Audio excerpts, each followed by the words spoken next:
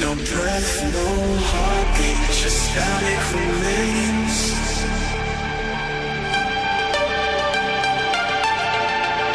Hollow reflections, ghosts in the cold.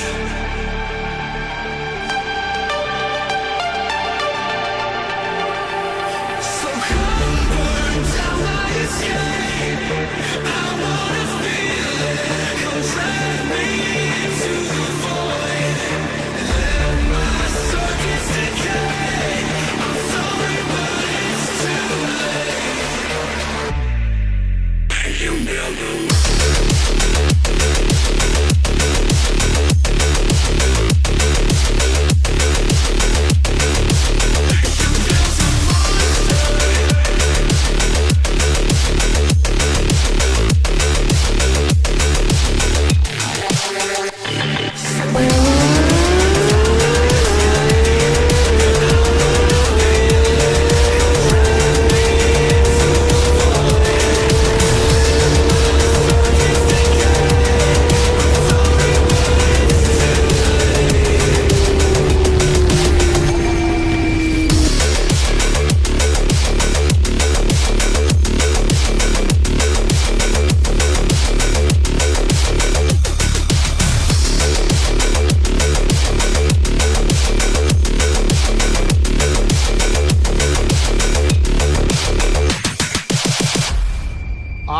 Come here to chew bubblegum and kick ass.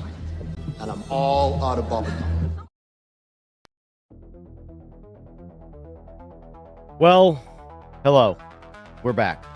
Again. I keep saying I'm going to take a break and then I don't. I think it's because I like doing this, despite games constantly pissing me off and being less than desirable. Speaking of less than desirable, I don't know if I was watching Too Bad a little while ago. Stream some LMU. He was having a miserable time. I don't understand.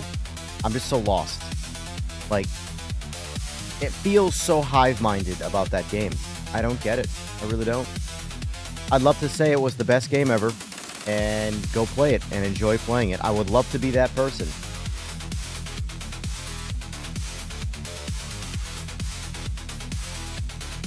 What's going on, Anthony? Mr. McRib Helmet. How you doing? I do have a poll going right now. Does PMR have a chance against AMS2? As of right now, out of 10 votes, 6 say yes. Well, okay, 11 votes. 7 say yes. 4 say no. So it's actually more positive than I was expecting. I was expecting it to get shit on. In the chat, I mean. What's going on, Mike? Alright, let's see. Make sure we get everything loaded up here. So, we're going to be comparing this more sandboxy. And by sandboxy, I mean offline, driving cars against AI, or all without AI. Just driving around, racing tracks, playing the games. I can tell you that right now, AMS2 is probably still my number one title that I can recommend to anybody. If you're on computer, the first game you should get, in my opinion, should be AMS2. If you're into the sim racing stuff and you want a boatload of content for a fair price that you own, and it's a great experience, I recommend AMS2. And it runs on a potato, which makes it that. Here's the greatest part: it has better frames at max settings than iRacing, and looks substantially better. Like iRacing actually has the worst frame rate on my computer if I turn it all the way up. It's just an old engine. Needs work. What's going on, Jim? What's going on, Art? Flick? Eagles? What's up?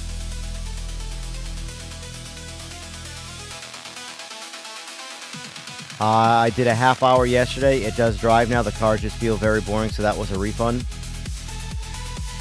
I'll drive nice. What, Eagles, what game are you referring to? LMU?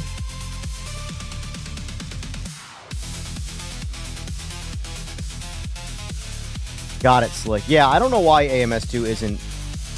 Here's the thing. The reason I can tell you why AMS2 is not popping. It's not the game to play right now, from a player-based standpoint.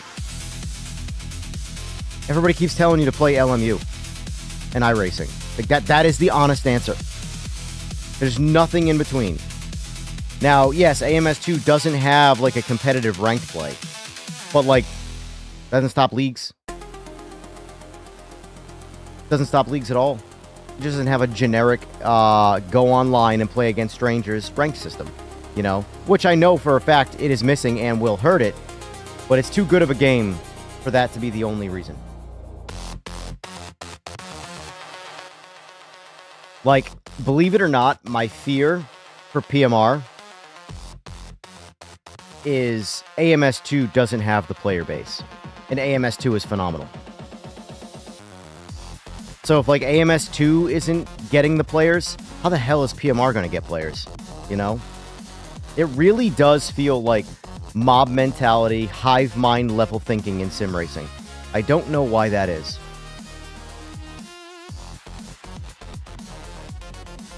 It's so strange to me. It's so strange to me.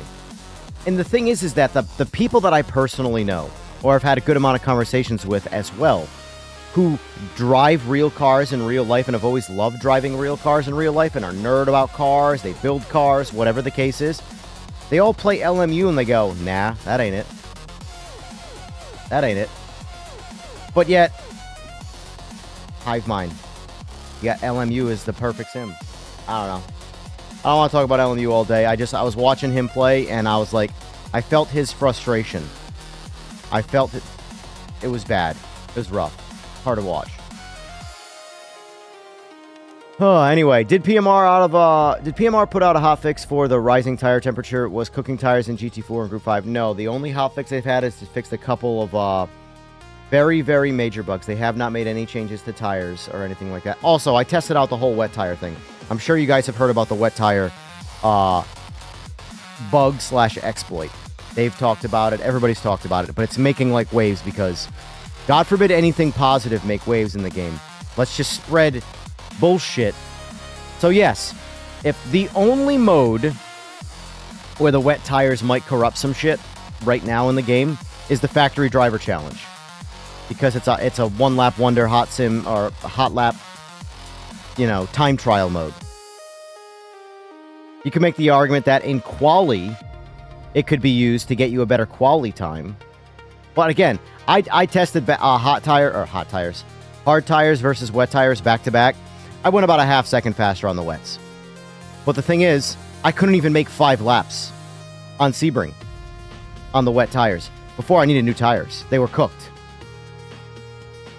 So, yes, if you want to do any real racing, you still can't use the wet tires unless you're in the wet. But, now mind you, I only tested GT3s, but GT3s were the only ones, and GT4s that got a tire change. So, either way, people love talking shit, and it's so exhausting.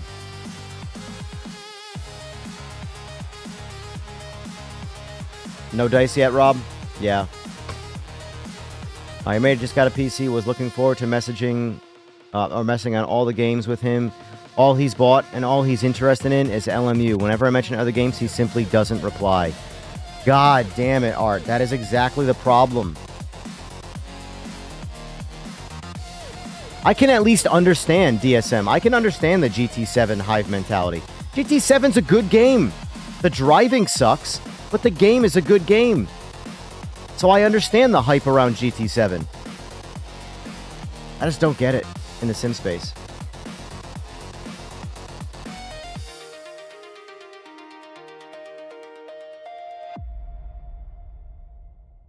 But anyway, so undecided which I want to start with. I think I've been playing a little bit more of PMR, so we'll start. I'm going to be jumping back. This is going to be one of those, you know, ones that that might annoy some of you guys, where I jump back and forth. I do a race and I leave the sim, jump back to the other sim, do a race, back and forth and back and forth. That's what I'm going to be doing right now.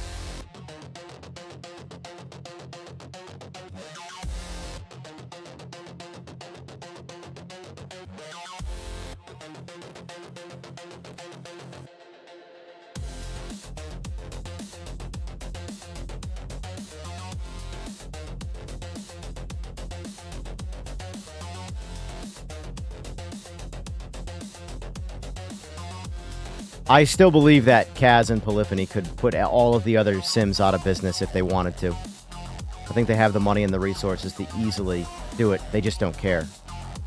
That's my honest take on that. I genuinely believe that if Kaz and Polyphony wanted to completely ruin the sim racing space with Gran Turismo 8, they could in a heartbeat.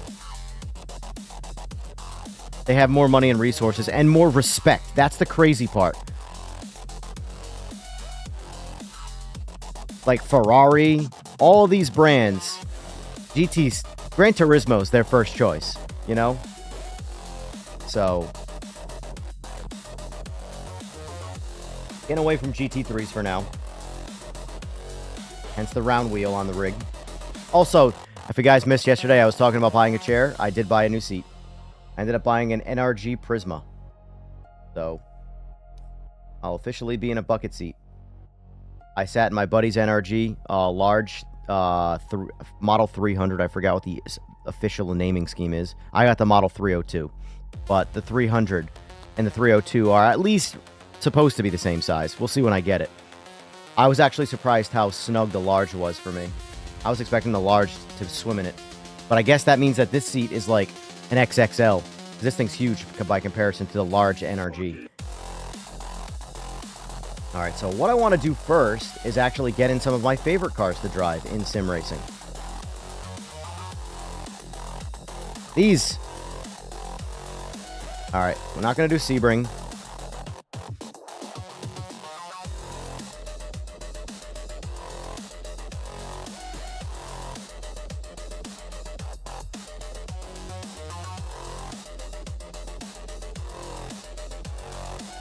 We're going to do mid-pack AI, and we're going to see how mid-pack compares. Definitely not doing 5 laps. I'm going to do 2 laps. And see if I can get in front of them. Worried about the AI with the damage. I think I'm going to leave damage off for now. Nah, screw it. Let's go full simulation here. Let's go full simulation. Screw it.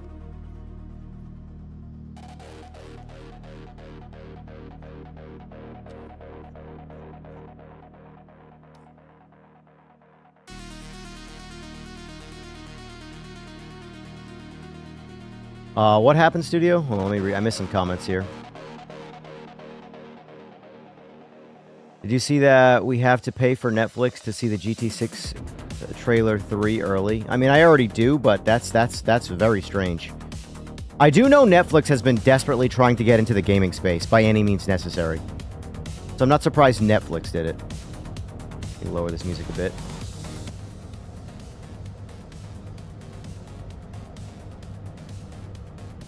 Some T2. TTWO. What's that? What are you referring to, studio?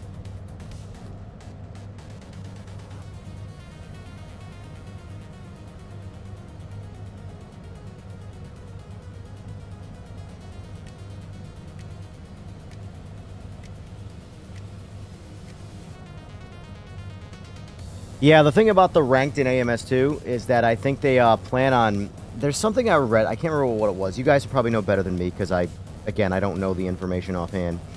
But I saw something about them opening it up where they're going to be collabing with somebody else. They're not going to have ranked directly, but like kind of like LFM, stuff like that. But they're going to be making it much more simple because like I don't feel like dealing with that shit. Again, I'm lazy. Like realistically, if I cared about sim racing like that, like I wanted to dive in, I'd be playing AC1.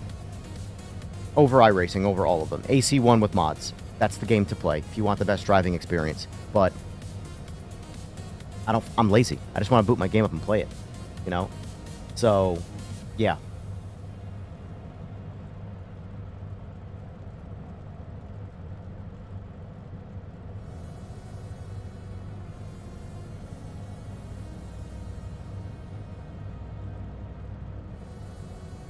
Netflix is going to make bank off that.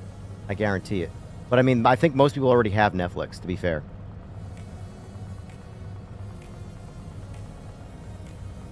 Interesting, Mr. Helmet.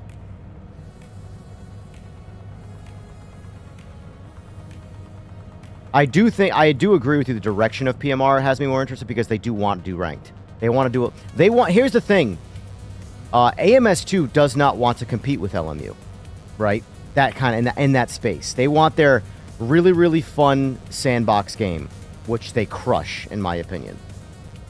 PMR wants to dabble in all of the worlds, which we all know how that usually goes.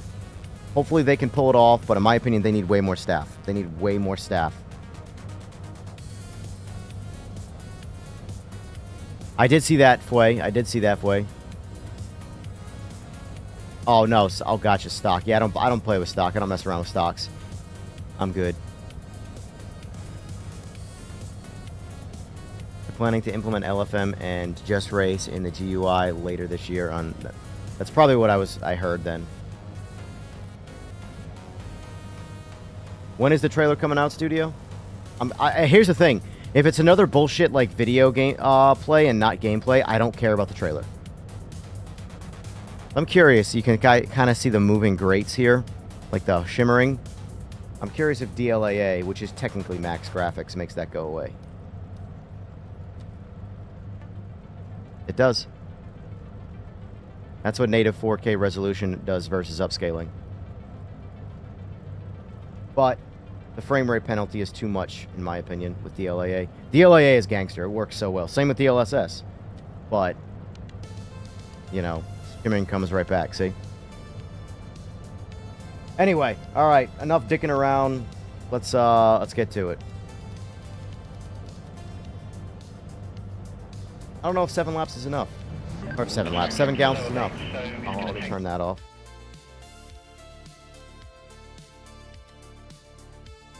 Time to bring the tires into the window. Just be patient. Admittedly, I like the sound of the CLK better in PMR. That is just... maybe that's preference, but...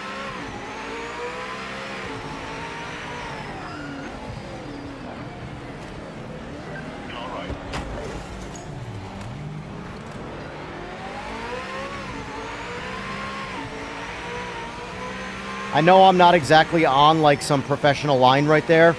The AI still shouldn't drive into you, though. They should act like a normal, civilized person and go, huh, wonder what this asshole's doing. Let me avoid this guy before I wreck my car.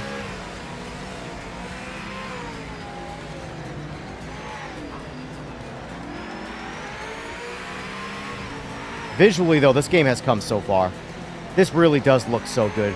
I know I'm just, you guys are only seeing essentially like a capture, but I can tell you that what's going up on YouTube right now pales in comparison to what I'm actually seeing on my screen. High refresh rate, OLED, all that stuff.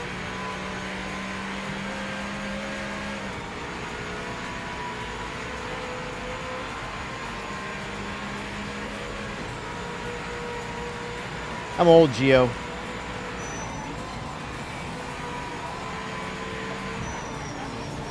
That's me. That's all poor EJR driving. Come on, boys.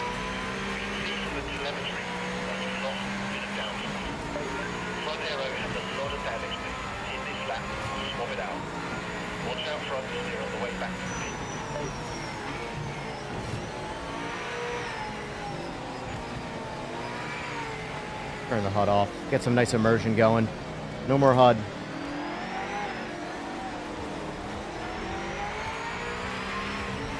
Do you guys like the visuals of seeing a steering wheel or no steering wheel? Like, this is, my shit's perfectly lined up right now on my screen so that it looks like it's my actual wheel in the car. And that's why I like it.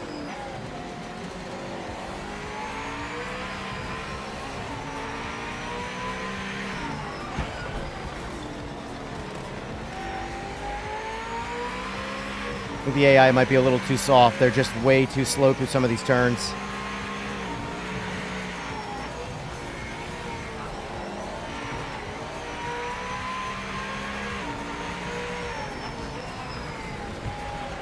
You're like just hitting me in the back right there. AI shouldn't do that. The problem with this game's AI is that how the AI acts is dependent on track and car. So it gets really hard to figure out the AI in terms of consistency. Car class especially.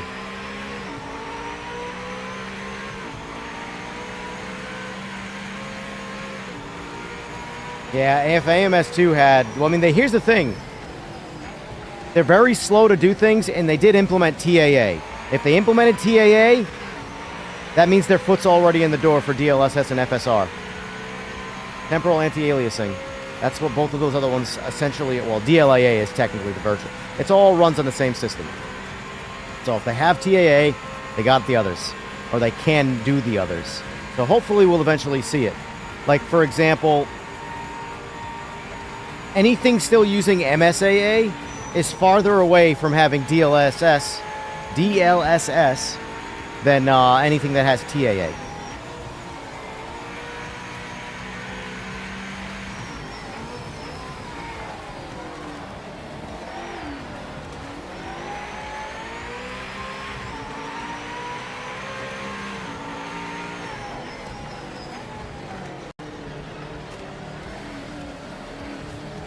This game really does look awesome on PC. It really does. I get really annoyed when people say the graphics in this game suck. It's like I don't understand where that's coming from. They're like, if that's what iRacing is the most behind on, their graphics engine. They absolutely need to do a huge refresh. That could pull me back to iRacing. Making it so that my eyes are actually immersed in what could be the real thing and not a simulation of the real thing. Like that right there. Why did they just lay on the brakes so hard?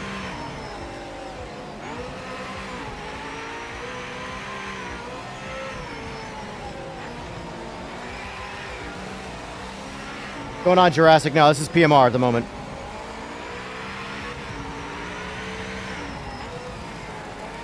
You know what I should do? I just had a really good idea. For all, like, the brainwashed. That ones that, like, are judging something based solely on the title and not what they're visibly seeing. I think I should do a graphics test where I put all the games up on screen in a random order and see what everybody thinks is what.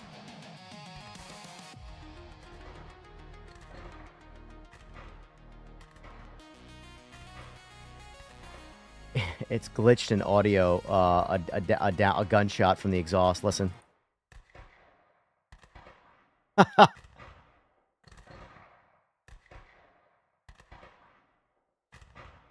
It's an exhaust backfire. But it just sounds like someone shooting a gun in the background. In the pause menu. Ah, it's funny. That is funny. But yeah, I think I want to make that video, though, where I separate all of... I show all the games. Because the thing is like, if you play the games, you'll know. But if you don't play the games, if you're one of those people that goes, oh my god, because they put the PM... This is the Project Motor Racing one. This is this game. And even if the graphics look better, they go, oh, that looks like shit, because they just have a bias against PMR. So I kind of want to mix it all up.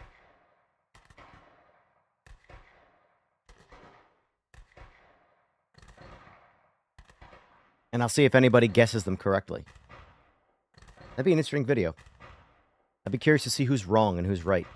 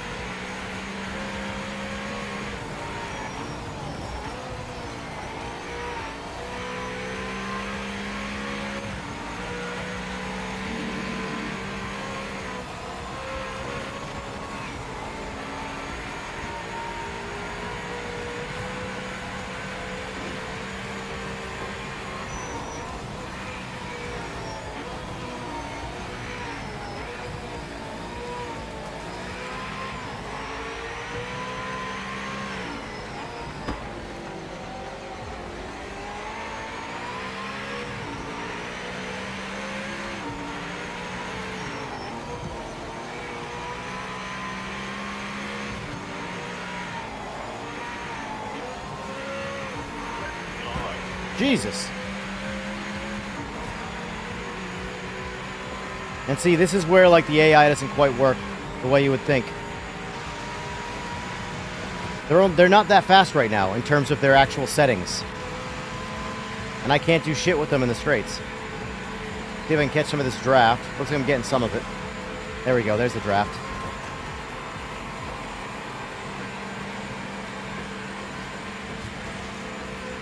Ah, goddamn.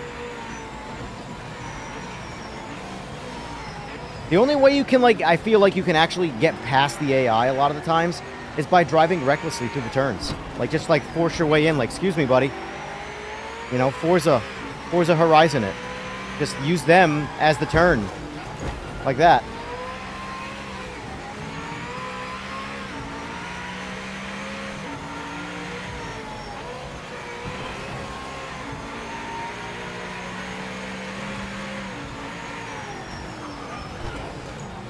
Ah! Well, that race is over. No way I'm recovering from that.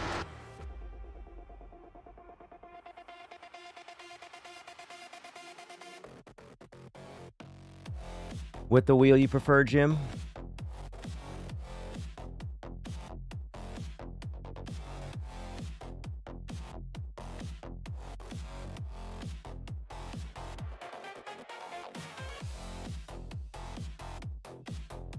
How good the driving lines are for the AI. On some tracks, it's really great, but on others, it needs like 10 to 15 hours of work. Yeah.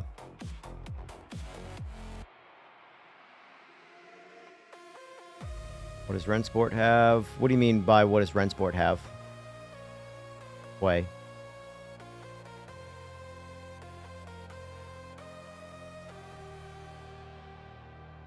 I will say that, Jurassic. The difference in... But here's the thing. It should widen. Like, if you were to tax a PS5 versus tax a 5090, by sheer number standpoint, the graphics on PC should be 10 times better. Because that's the horsepower difference. So, I do have... I don't have much of sympathy for the lack of understanding the difference as to why consoles don't look as good as PC. It's like, dude, this has been an understanding for decades now. Why is this still being talked about? Why does it look better on PC? Like, huh? All right, so let's jump and let's do this test now, right? Go to Sebring. The bring, as some of the ponders say. Let's go maximum AI. And let's go turn off cinematic. And let's just race at midnight. See how the lighting is.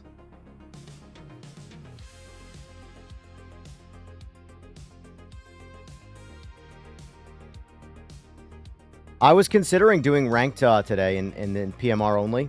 And then I looked at the online player count. And then like in ranked. And I'm like, this is...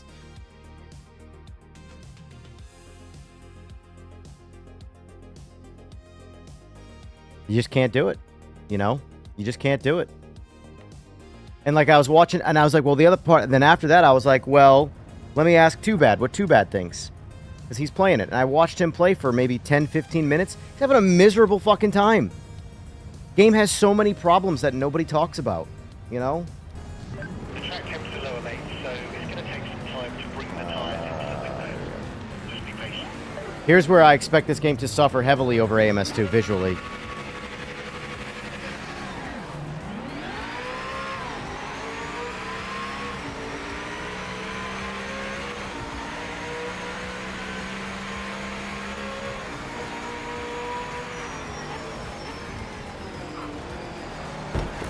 Oversaturated. I can't, like, the way the lights come through the chassis is always something that's just going to bother the hell out of me in this game. It really does just go like, what is happening with the AMS2 though? That's the same thing.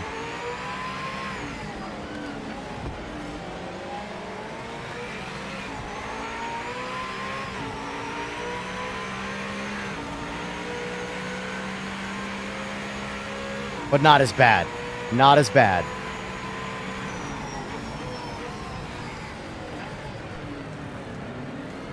Like, here's the thing, though. They know the nighttime shit needs work. They know that. They're not ignorant to it. It's just, I know I need $1 million, too. Doesn't mean I'm close to getting it.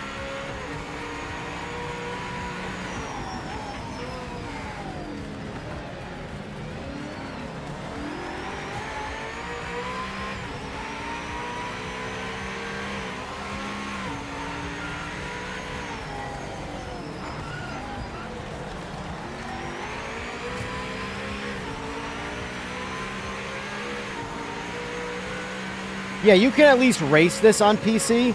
Doesn't really look good, but you can race it. You know, it's not like, oh, I can't see at nighttime. You can see for sure. There we go. There it is. There, it's over. Well, now you get to see what nighttime looks like. Audio glitch. None of the cars have audio. Fucking PMR, man. Oh. Now, PMR... No, I don't think I've ever seen a sim with ray tracing. Like, actual real-time ray tracing. I've never seen that in a sim. Forza Horizon does it, but they're not a sim.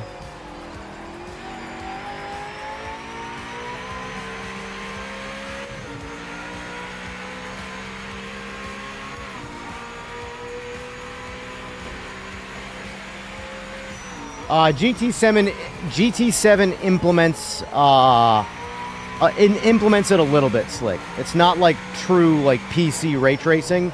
They use it because like there's scales to it, like any other feature. You know, what I would say is PS5 ray tracing is like PC and setting the ray tracing to like low instead of like ultra or something like that. It is technically used. It's just very minimalistic.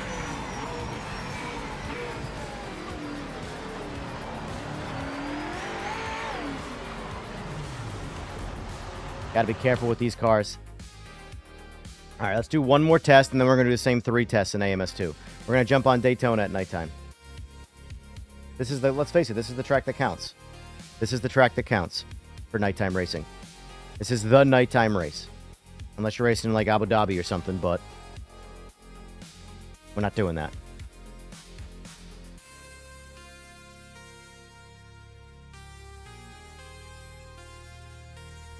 Alright.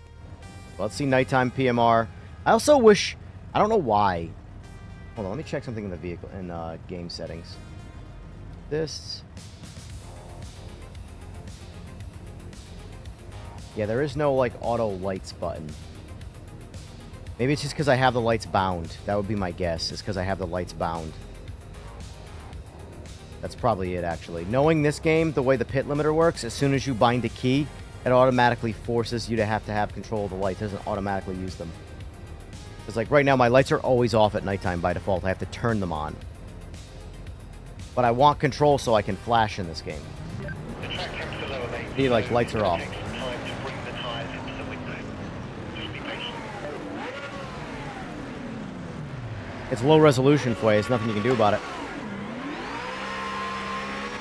And by there's nothing you, I mean there's nothing they can do about it. The game is too demanding, so unless they get this game to be far less demanding, it's always going to have that low resolution look to it.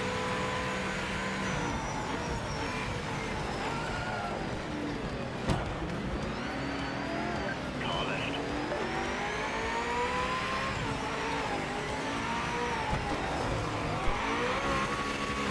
I'm going to let them all pass and just drive solo. I do not feel like driving around the AI right now. Debris on the track. AI in this class is not good.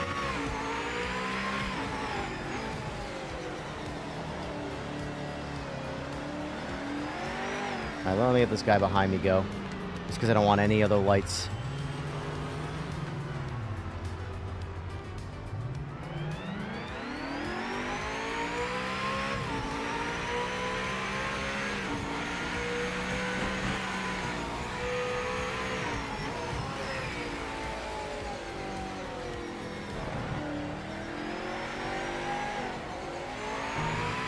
Look how, like, okay, for example, right?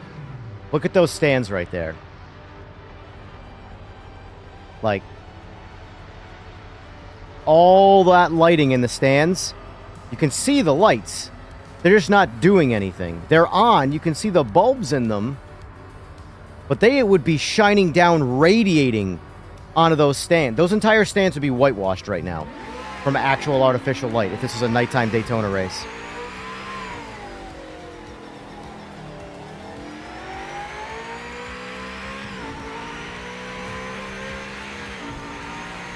Bulb on, but do nada. Exactly.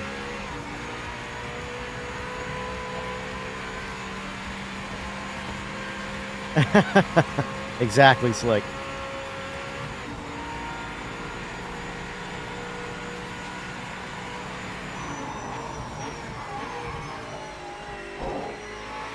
Don't even care. Just showing you the track at this point. You've got to slow down and keep the time back, mate. We'll lost the race. Shut your whore mouth. 80 cars to pass. The moon looks like the Death Star. Love it.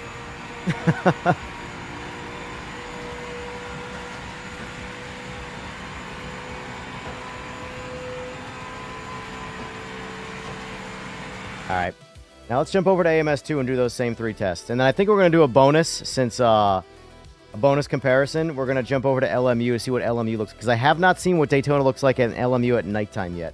I've only tested it during the day, and I did not like it during the day, so, you know.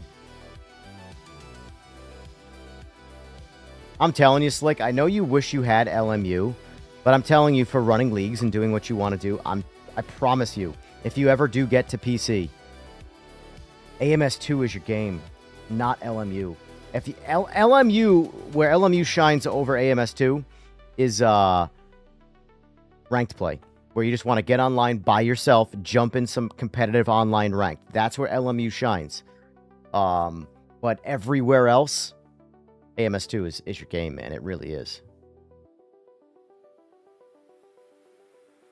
See, I'm of the type of person where, like, if at the end of the day, I grew up playing games with, like, my friends. So for me, I'll always value racing with people that I know versus randoms I don't know. I couldn't give a shit about a made-up rating that really means nothing in life, you know? However, racing with people that I know and having great battling and all that type of shit, that's what I want to do, you know? Aw, Slick, I can be your friend. I don't have friends, I got family. That's just me, though. Like, ranked is a great placeholder for boredom. You know? If you're really bored and don't have anybody around or have any friends, you know, whichever, that's where ranked comes in. And you might be able to make some friends, or you could make some enemies.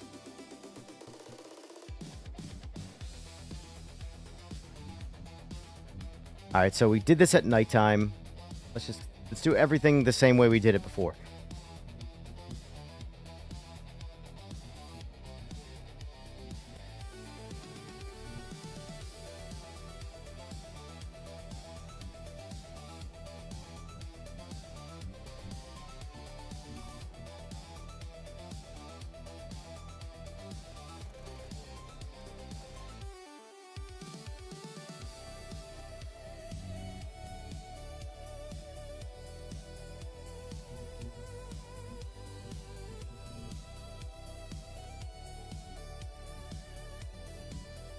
That should do.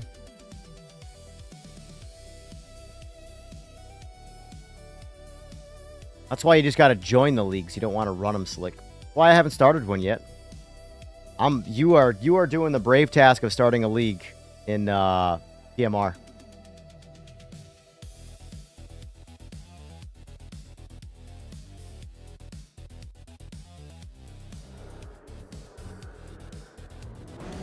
All right, so this is nighttime. I mean, you get where I'm going with this?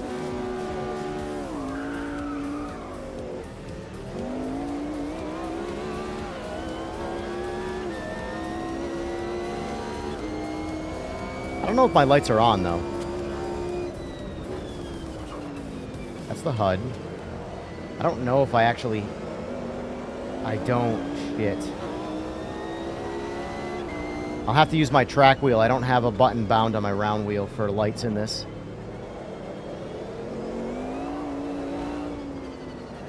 Luckily, track lighting and everybody else's lighting is lighting the way for me.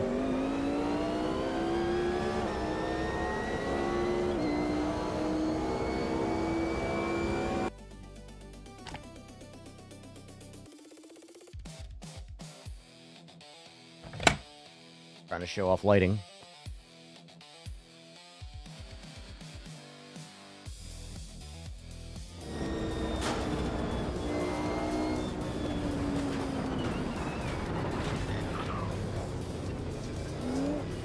Yeah, lights aren't on, see?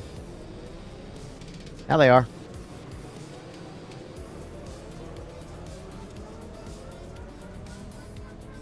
Off. Low. High.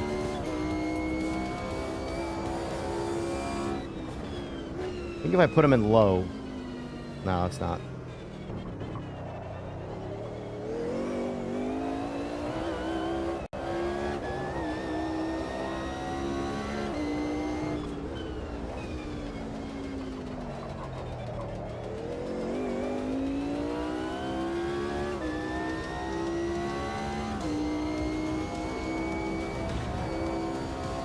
I'm pretty sure there's whatever default is. Todd. I'm pretty sure this is default camera setting. Like FOV and stuff.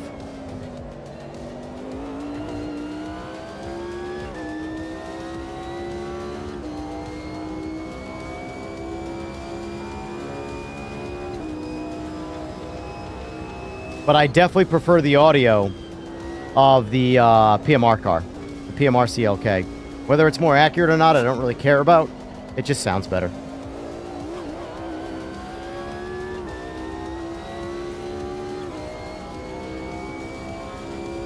Simmered's got 39 PMR vents. That is good. That is promise.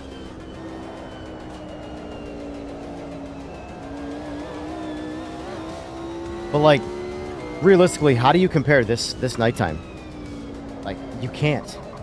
PMR, in my opinion, during the day, looks better than this game, visually. But this game at nighttime...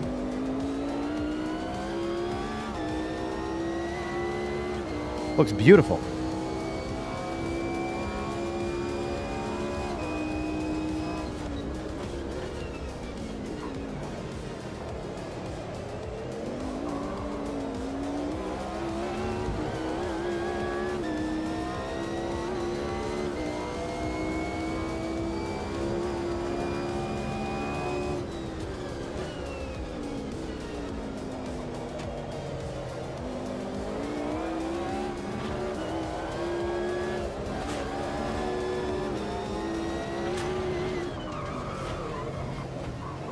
It's fine. It's fine.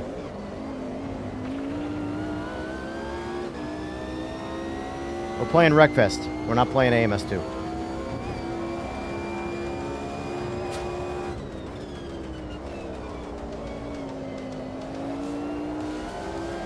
I do forget how much I like driving the GT1s in all these games.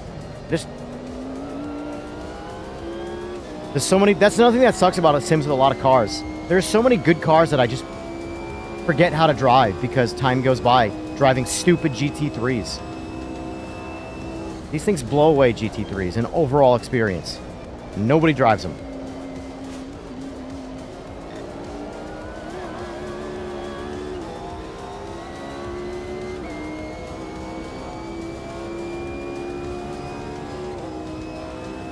Speaking of warm tones, I wish I could change the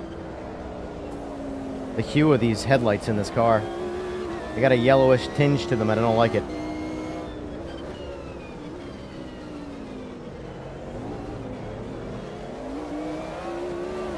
Oh my god! That's another thing too, AMS2's AI. They do the same shit. He just pit maneuvered me. And they glue themselves to you.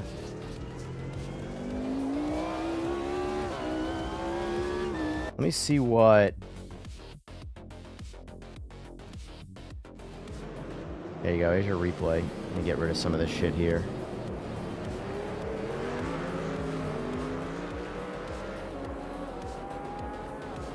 Oh no! There we go.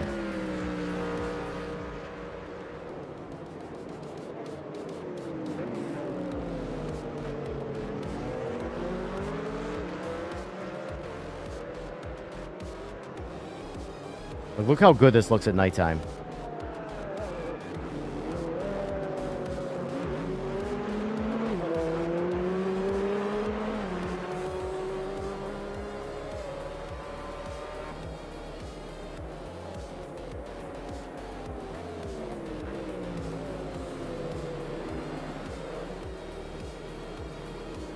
And it's like I constantly say, I know LMU gets all the jazz and the praise, but PMR's biggest problem is AMS2 exists.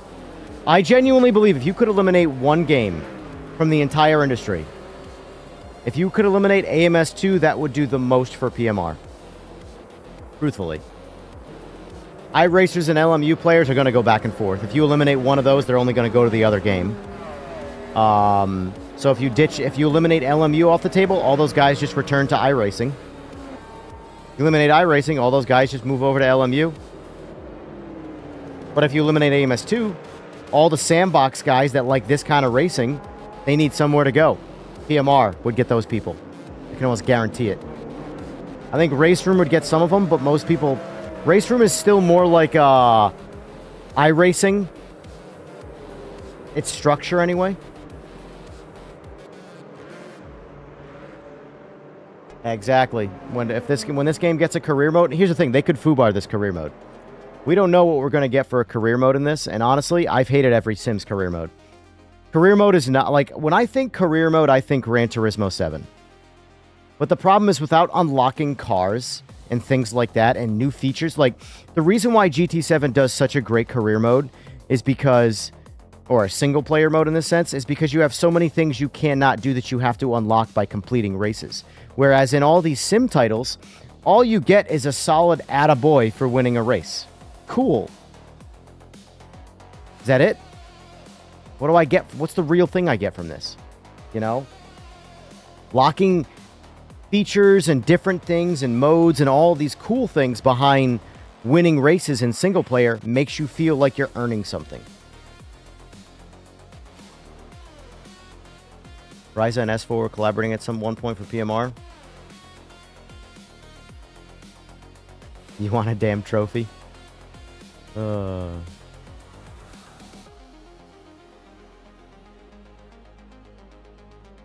Yeah, for comparison, AMS2 has 277 events and Race Room has 21. LMU has 3,644. Hive mind. It's so stressful, man. It's just purely hive mind.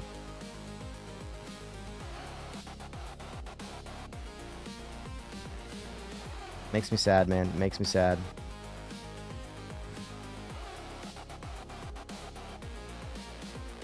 Which Evo was supposed to... Exactly. That was why I bought Evo, man. I thought Evo was going to be the real driving sim that Gran Turismo 7... Like, I thought Evo was going to be Gran Turismo 7 in the sim space. And they pulled the rug out from underneath everybody. I was one of the people that bought it specifically for that. And then they took it away.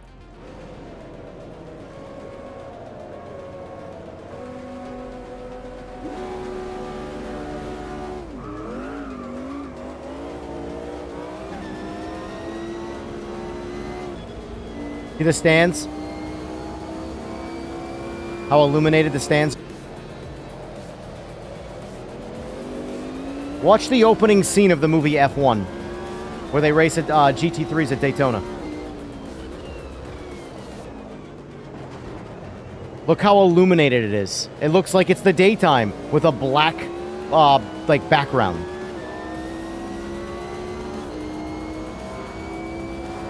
That's true. This is the Madness engine. Listen, here's the thing about Ian Bell and why it's such a controversial person. The man is talented. The man has done really good things in sim racing. But that's why it's controversial. Because if he just always sucked and never did a good thing, no one would be talking. He would not be a relevant person at all. He'd be gone years ago. But the fact that he has done good things... Madness Engine kicks ass. Madness Engine kicks ass. I wish PMR was using it, but it's owned by EA now, so that means money. Oh. I always pick the best times to pause.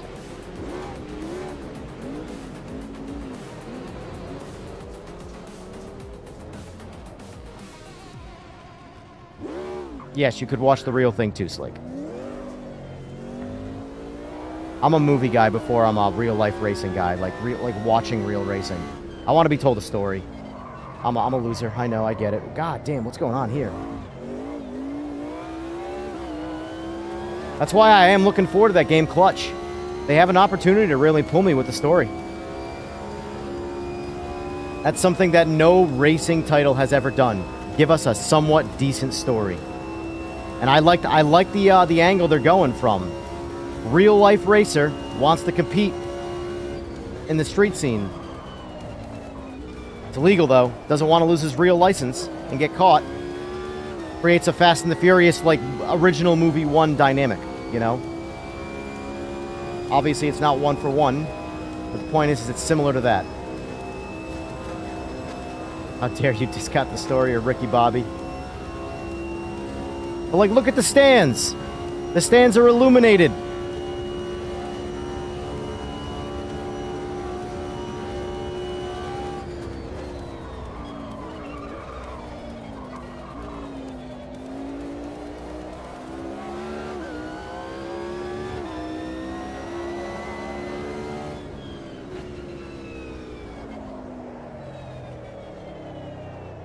Oh, I agree. It would be brighter in real life. It still would be. That's why I was saying this is still not bright enough.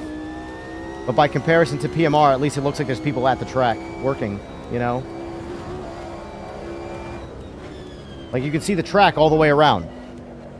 The track is illuminated by the artificial light. That's how it should be.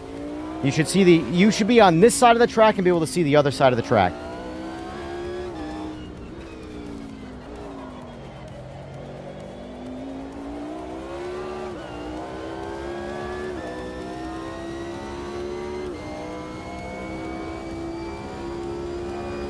This is AMS2, Grumps. This is my current favorite title.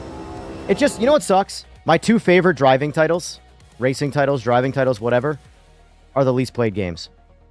Race Room is probably played less than AMS2, but still.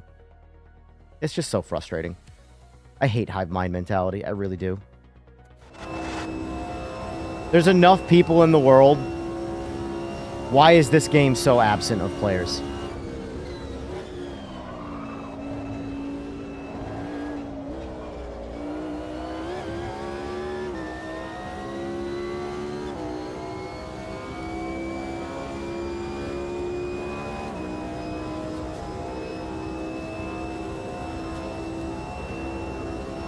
Oh, 100% Digi, 100%. If this game had a ranked play, here's the thing. If they actually do a legitimately good career mode and not just some bullshit like ACC or that kind of career mode, because this game technically already has championships, which feels like fucking ACC's career mode. So I'm like, okay, like here, that's what I mean. This game has championships. And it feels just like ACC. So if that's this game's current, like right here, grayed out area, it's been there forever. But championship, you can see I've already started some. Look how long ago I started them. You can tell I was trying anything I could before PMR came out.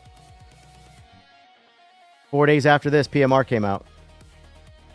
But the point, though, is that I can make championships. Let's just delete these. I don't even know what physics have changed and everything. Point is, you can do championships. That feels just like ACC's career mode. So, what is this gonna be? If they do this well, then this game doesn't need a ranked play because the online play is so good. Leagues will work for it there. You know, the point is that you either need a really, really, really, really good flushed out single player experience, or you need a really good ranked play, in my opinion, in a modern sim title, because you need a mode that if you don't have friends or people to play with, to link up with, you have something you can do by yourself and it be entertaining. You know, championships isn't enough in this. ACC's career mode, not enough. It's just not enough for a single player experience. But ACC also has ranked. That makes up for it, you know? So you need ranked or single player. And I'm okay with either one as long as either one is good. It's really about just managing the single player experience, because if I'm going to play a single player experience and truly be immersed, I'm going to play a single player game. Like a story-driven, awesome game. Not a racing game, you know? Like, the most fun that I had in Gran Turismo 7, was the single-player career mode. It wasn't called career mode, it was whatever the hell it was. But I had so much fun with that. So much fun with that. To the point where I've been chasing that fix ever since. And I was hoping Evo was going to give that to us, and they abandoned it. So my backup plan is hopefully career mode in this feels like something good. You know? They've been tickling our dicks about it forever now, so. Anyway, there was one more race. So I did Daytona, I did Sebring. Nords.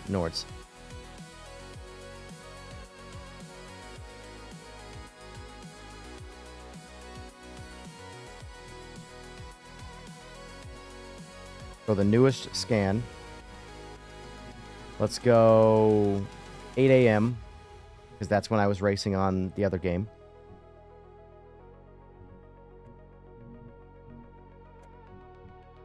Go down to 20 cars.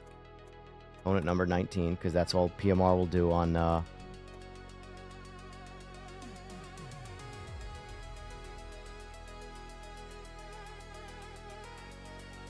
You can do that in AMS2. Is that what you're saying, Digi? ACC rank is basically... Well, yeah, I mean, that's because ACC is basically done. That's the thing. If you're like a PC player, you're not really playing ACC anymore. You're playing LMU. Like, if you want to be part of, like, the next thing always, you're playing LMU. You're not playing ACC. The only people paying ACC on PC right now are the people that are just not satisfied with the current market. That's the sad part. Like I said, I went to my buddy's house yesterday, who's an ACC fan. Mind you, he's a stubborn dude. Good dude, stubborn dude. Takes a lot to get him to change his mind, but he likes ACC. He hates LMU, and he tried PMR recently. I don't know if he tried it before this update, before 2.1, but he tried it before, after 2.1. He tried it before 2.1. He's like, yeah, no, I'm going to stick to ACC. Not it. I'm not into it. But he doesn't like LMU.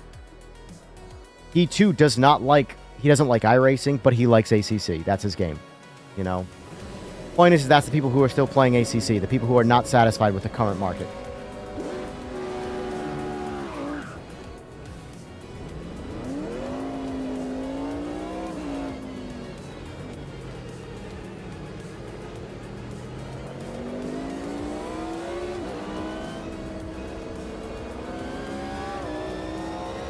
They got can't. Dude, they're having so many issues.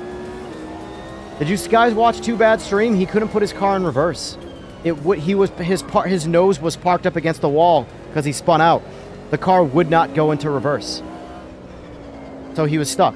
He had to leave the race. I'm telling you, the game's... Nope, not going to say that. I don't want to offend the people who make the game. It's incomplete, like everything else. And I don't understand the hive mind of people playing it. I don't.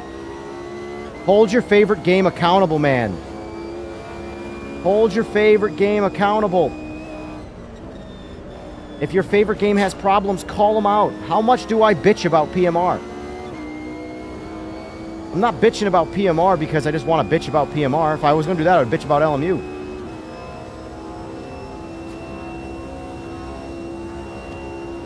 I don't know why people don't hold their favorite titles, you know, to a standard. Oh, they know the best because, you know, Daniel Morad or James Baldwin or whoever the hell told me that this is the best sim, so I have to like it because they say it's the best. It's so... I just don't understand the sim racing brain rot mentality. I really don't.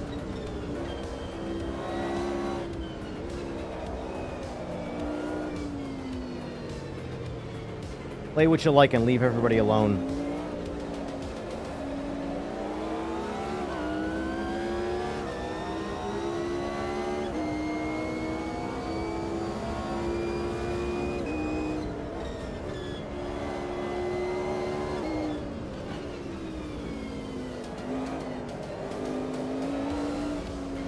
Yeah, it's hard to argue with this, man. It really is. It's hard to argue with this experience.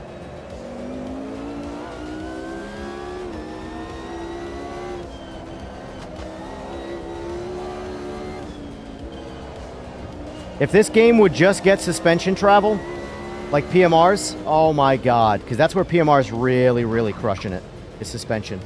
They really got that model figured out. Tires are where they kind of are all over the place at the moment, PMR. But they've got the suspension model down, in my opinion. Tires are...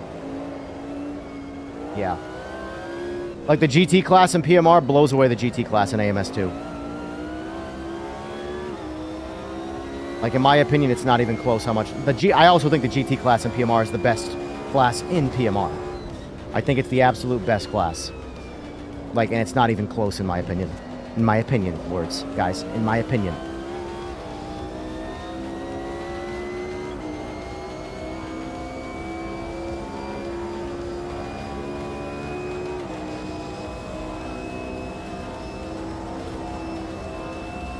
That sun glare. Look at those God rays.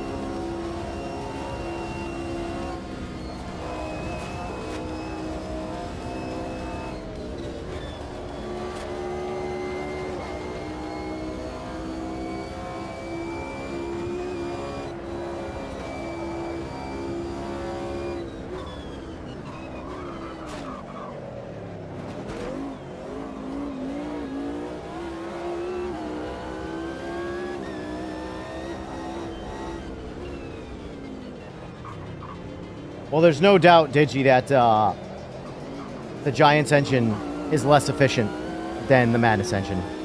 There's no doubt. No denying that. You have to understand, this is the first time the Giants engine has been used to make something that's not farming simulator.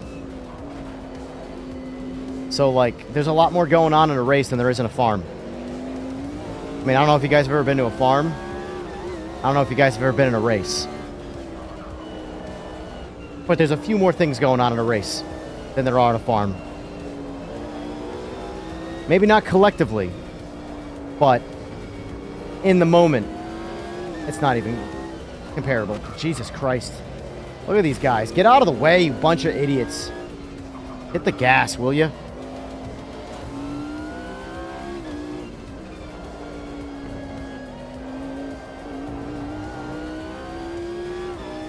Like, here's the thing, right? This is technically my number one, even though I play PMR substantially more. This is technically my number one recommend. This is the game I will tell everybody to get. The problem is it's not a console game. I'm holding out for PMR. I'm holding out for PMR, for sure, without a doubt. I very much like the game still. But if it fails, I have AMS2, you know? I just don't want it to fail. I want the games that I like to do better.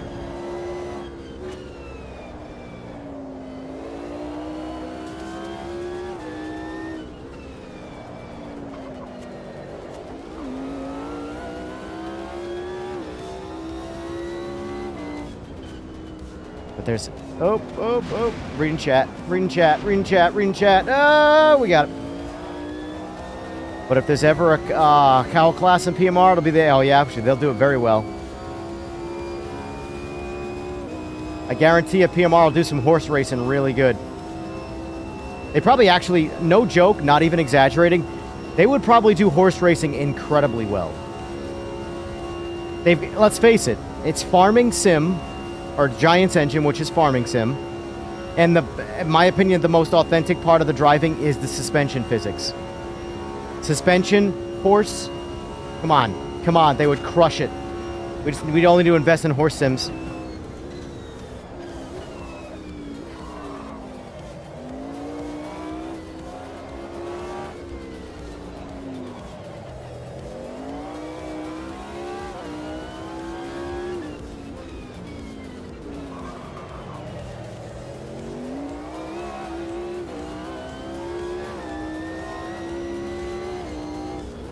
Next comparison's going to be a fun one. I'm not going to complete this race because I left it on 5 laps. I'm just showing you Nords.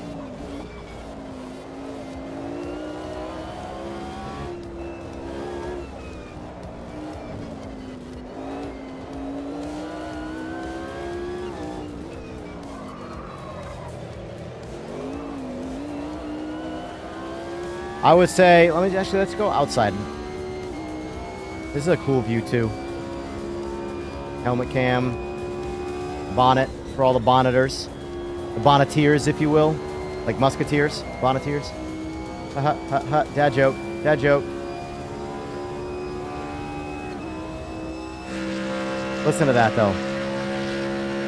That's where the audio in AMS2 kind of beats up on PMR.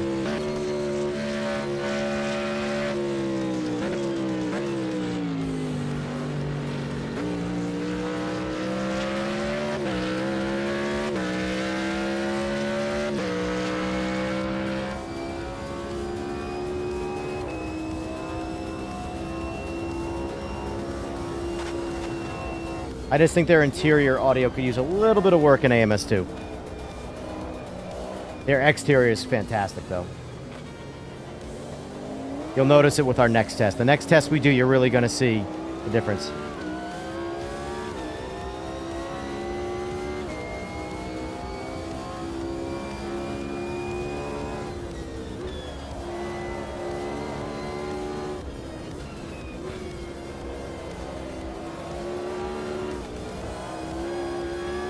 See, like, for example, I love this game, but when I want to stream in the morning like I'm doing right now, unless I'm comparing it to something, I don't have anything I can do by myself.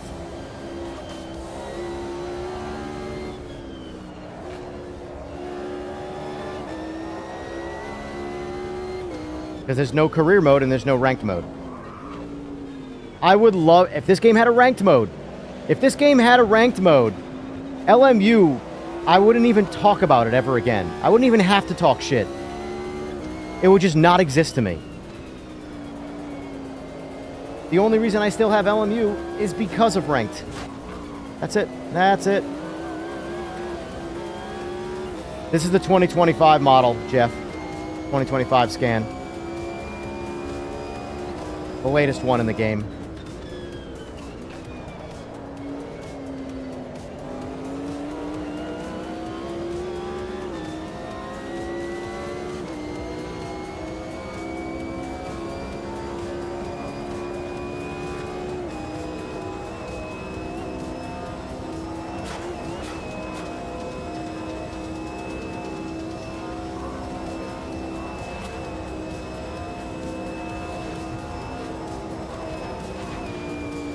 Bullshit.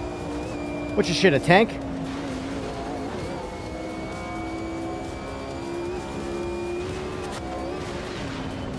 Alright, let's jump over to... Real quick.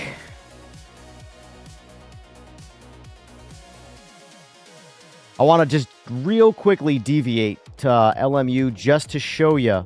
and by show you, I mean show me. LMU Daytona at nighttime. I haven't seen it yet. I want to go take a look.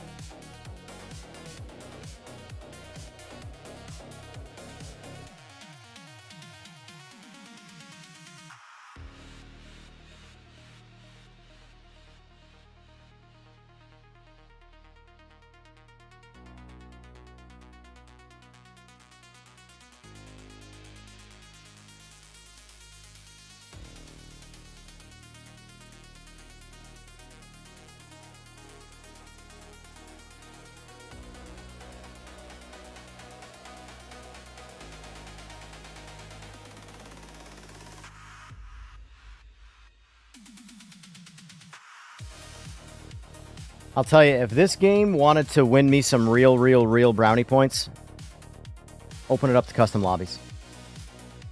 I think modern video games without the ability to make up your own lobby is just bullshit. It's just total bullshit. This error, by the way, invalid type, failed to parse team liveries driver object array. I saw Too Bad get this same bug. This appeared when a 1.4 update came out. No idea what the fuck it is. It's just there, though.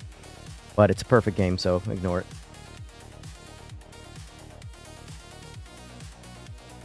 Alright, so let's go Daytona. Let's get him a third. I have everything on basically easy mode here. No assists, just no punishments. Session... What do I set the time of day again? I forget. Start time, PM. Here we go.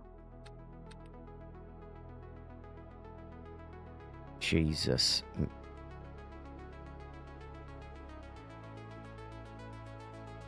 going to do a midnight race. I feel like there should be a faster way to do that, but that's fine.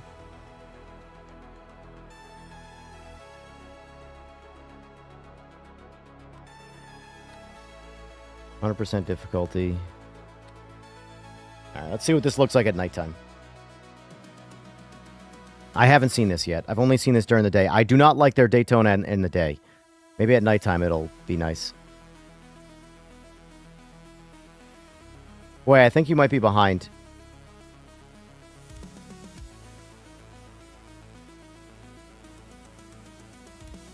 You might be right, actually. No, it's nighttime.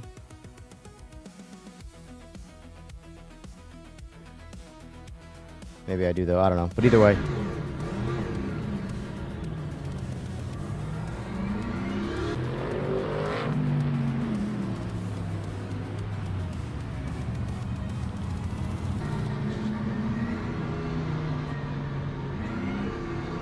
In my opinion, they've got way too much, I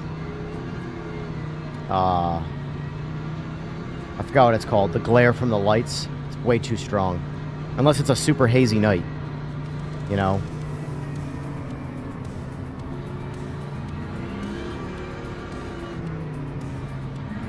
This is max settings. Don't forget that, guys. This is absolute maximum graphics in this game. I don't run anything on anything else. .4K native.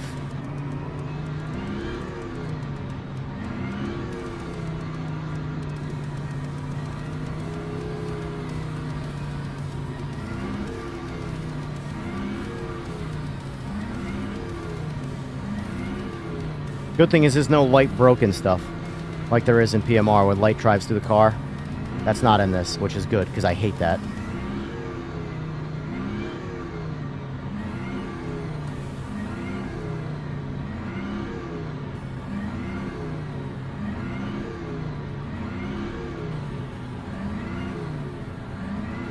Formation lap, erratic driving. Go fuck yourself. I'm bored.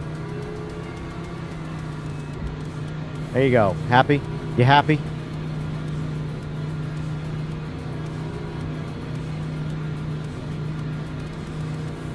I'll check the weather again.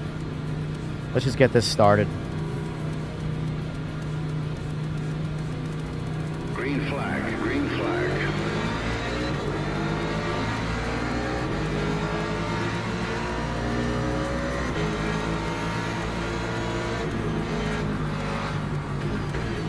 Jesus!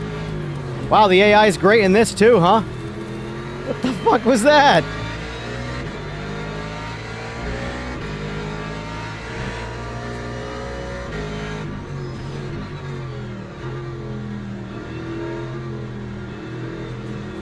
Ferris wheel looked good.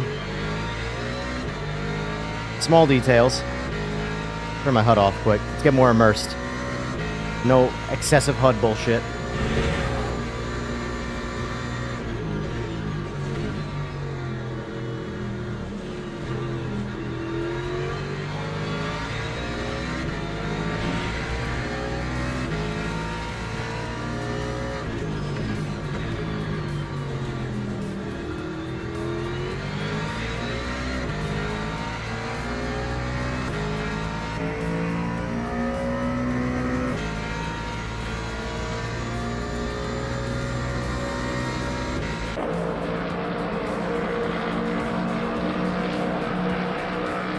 There is just no cascading shadows of any kind. There's just like a generic north to south shadow casting of the car. You notice that?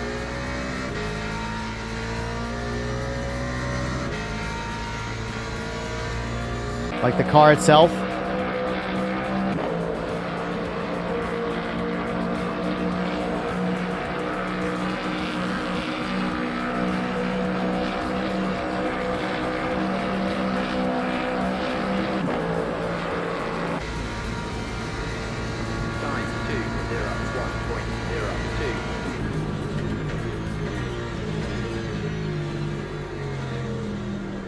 Understeer like a motherfucker.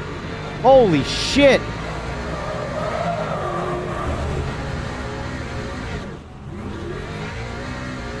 Oh, there goes that TC bullshit that they still haven't fixed yet. You guys know how traction control works, right? This should be impossible.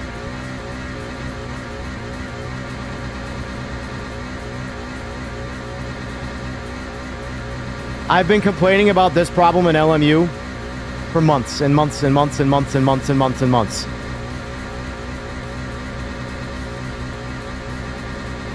Like, this is basic electronics.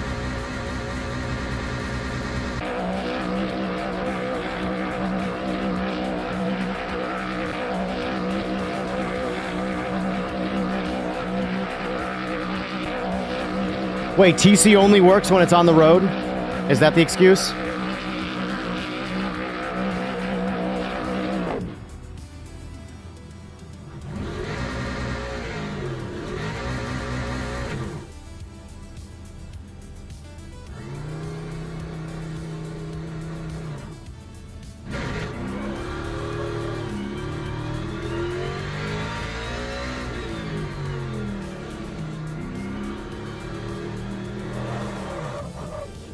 Oh, my tires are probably way too fucking hot, right?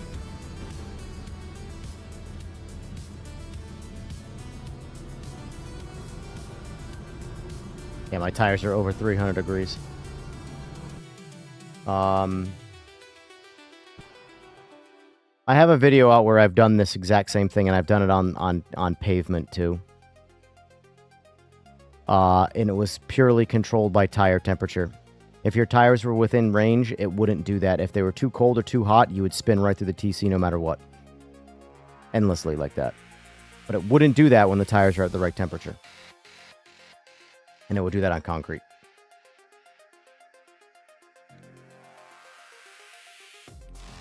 Yeah, I'm good. I don't care. Back to the games that matter to me. More fun games. All right, let's test the Commodore.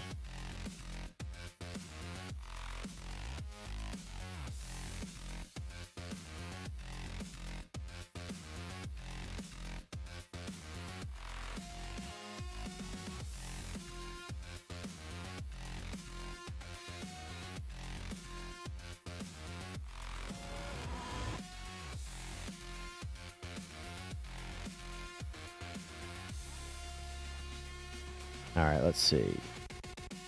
Single player, race weekend, Komodo Dragon, or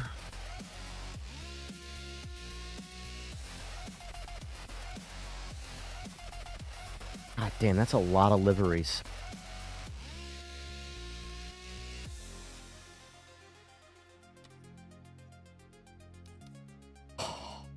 Anyway, let's test out the Commodore without AI.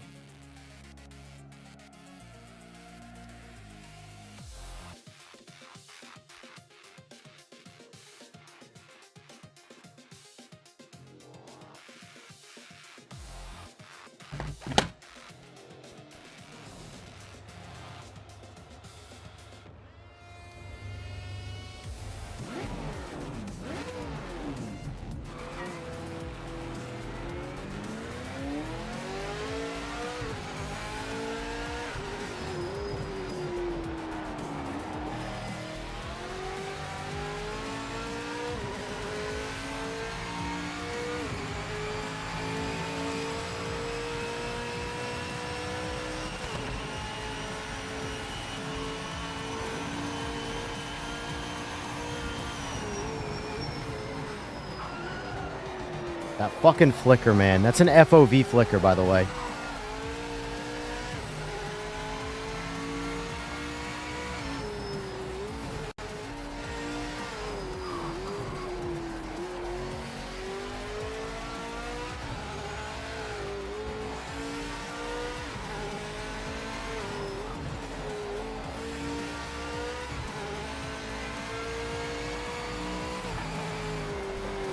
As soon as I go to third person.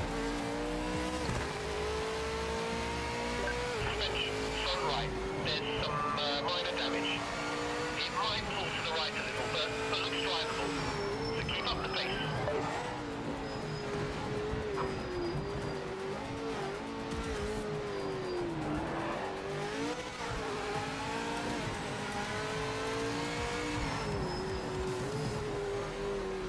Experience what, Digi? You?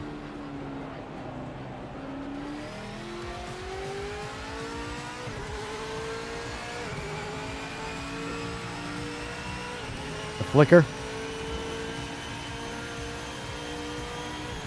Nah, it's not a it's actually FOV. I recorded that and sent it to them, and they know about it, but again, knowing about it versus doing something about it is always a different scenario. I recorded it, and then I one framed at a timed it. Basically, what happens, that flicker is literally, for one single frame, the FOV zooms all the way out, so you're sitting in the back seat, and then puts you right back where you were. Can tell you why. So basically, one frame, it does this. It takes this forward back here. So I have it at 55. For one frame, it goes like this. Boop! In the back seat. Couldn't tell you. Couldn't tell you why that's a thing. But it's a thing. And it's been there for a little bit now.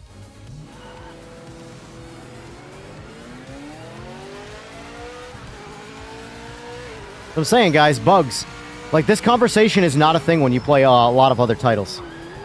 It's what bothers me the most about this. I'd love to just play this game for the content that's here and enjoy it and not think about what bug is doing this and pulling me out of this situation. Like that flicker. That's an example of, it's not game breaking. It's immersion breaking, though. So, like, I'll be driving, focus on the race, and the flicker will make my brain instantly recognize the flicker and go, that's a bug, still there, and I just stop thinking about what I'm actually doing, because now I'm thinking about that bug. And that gets frustrating over time.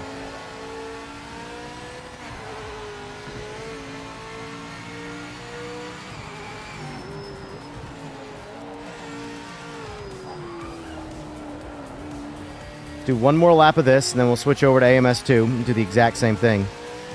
Compare audio, driving, all that.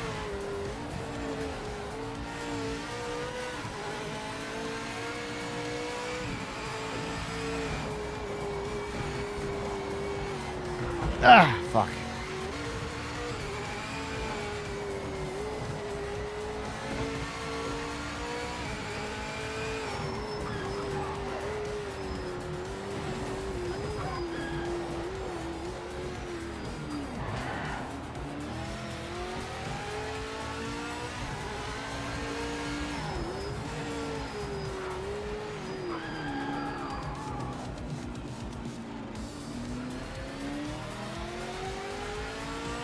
Nice. Nice art.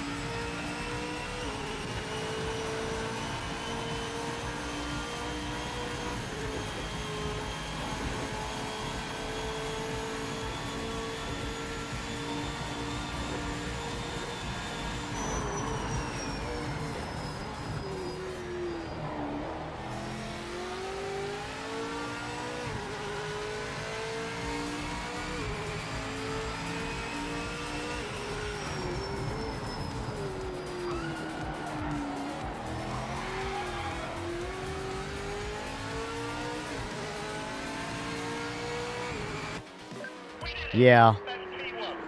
Yeah, Fway, that is a very annoying thing, I agree. It is very annoying. But I think AMS2 does it too, to an extent. I think. I tink.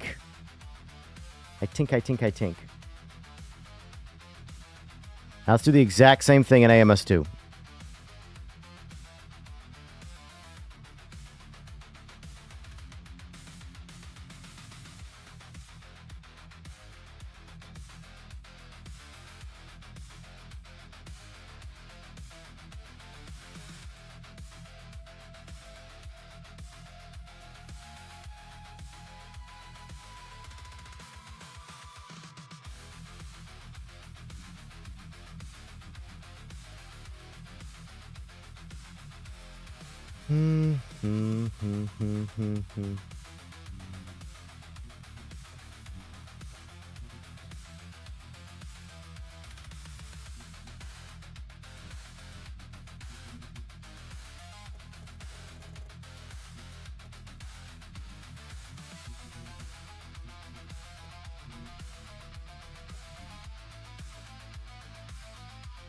They do need to hurry up with the Mustang, I agree.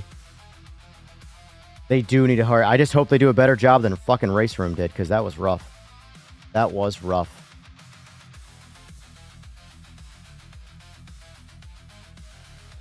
All right, let's see.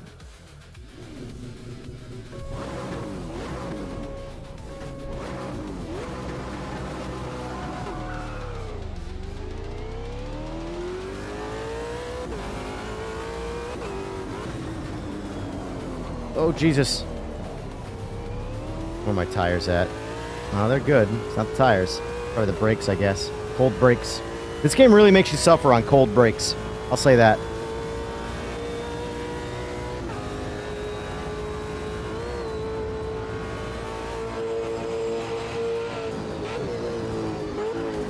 know what I mean? Just no brakes when they're cold. The exterior audio in this game is incredible.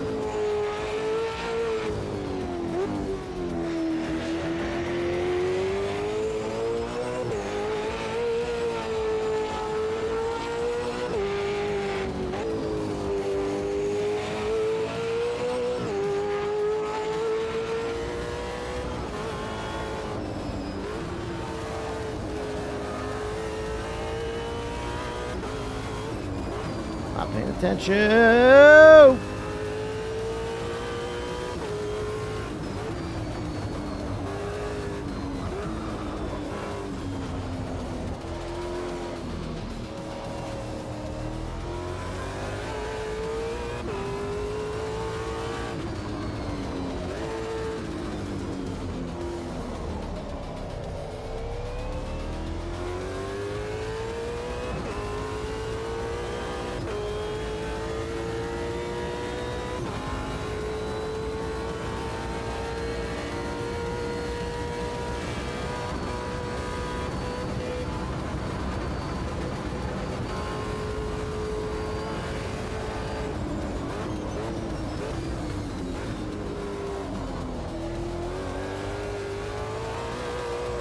I tried holding that. I tried sliding that. Didn't work out so well.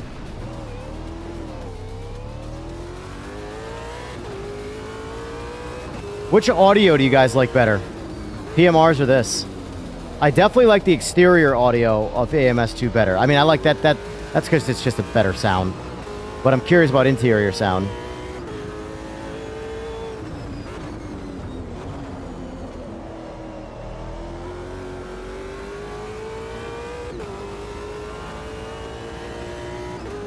Can't argue with the exterior.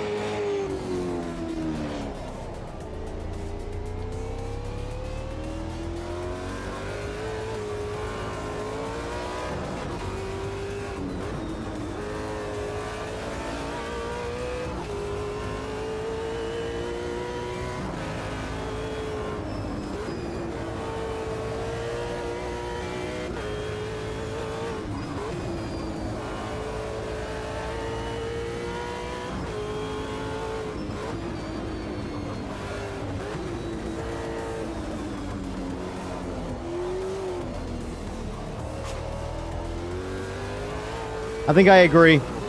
I think interior sound, PMRs is better. Exterior, AMS2s is better. Believe it or not, the cars drive very, very similar. But I think I gotta give the driving experience edge to PMR simply because of the suspension. This is a car where you drive it and you feel the suspension the whole time. Right here, it's there, you can tell. But like, in my opinion, this car's suspension feels like the way the GT3 should feel. GT3s feel like there's no suspension, like they're sitting on bump stops.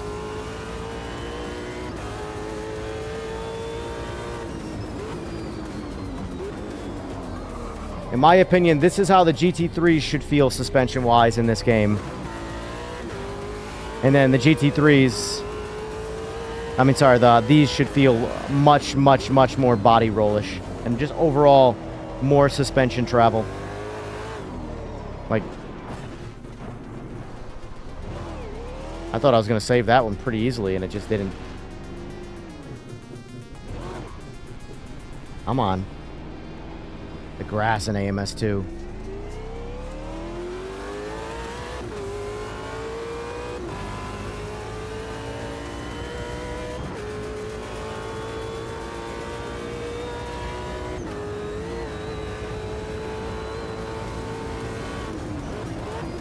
I do not have it, no. I think somebody in chat was just saying that they tried it earlier, and they didn't feel much. I think it was the guy Rob, if he's still here. I don't know if it was that particular one or not, but I'd be interested in trying it. It's my one complaint about the driving in AMS2, is the suspension. Other than that, though, I do very much like driving these cars. I love Daniel Kart's force feedback. That's what I'm running right now for this game. PMR, I'm running default force feedback.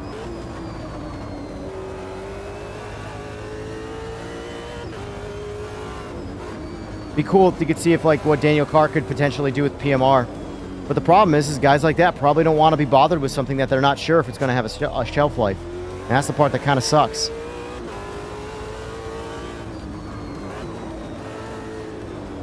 No one wants to work for free, and I don't blame them.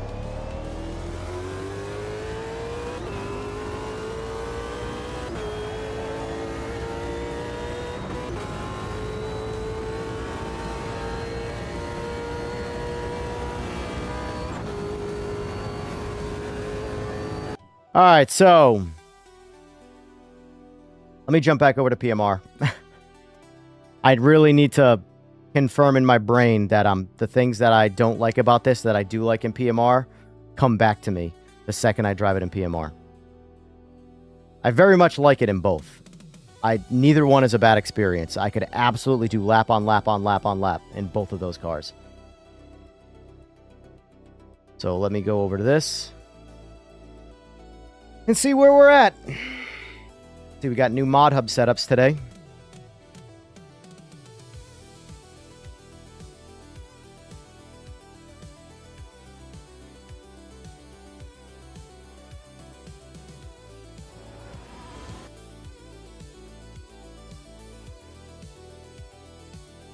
So, as far as updates to this game, I don't know if we're going to get more hotfixes or hotfixes are just they think the game's fine for now, hotfix-wise. But Gamescom is coming up, I believe, on the 26th. And I do believe they want to have an update out that is purely about fixing things in this game because they're showing it off at Gamescom. And that's the reality of it, right? I think PMR, if you, let's just hypothetically say you eliminated all of the bugs. Didn't change anything, didn't change any tire model, but fix the bugs in the tire models. Fix the bugs that just happen on the UI, the bugs that happen in the game, crashing, this, that, and the other thing. Get all of those things dialed in without adding a shred of content and a single feature. I think PMR is in a great place. Truly, I think it's in a great place. But without eliminating those bugs, it's like, feels like the same conversation over and over again. And that really needs to be done by Gamescom. I think Gamescom is a potentially really good opportunity to show off the game and where it's come and what it is. They gotta get the bugs smashed, and I do think that is their plan. But plans.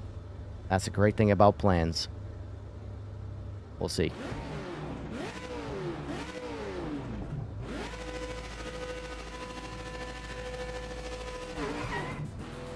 They better keep the overdrive reverse.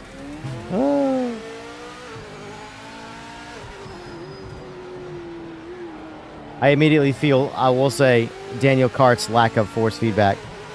There's the flicker right away. See what I'm saying? It makes me think about it.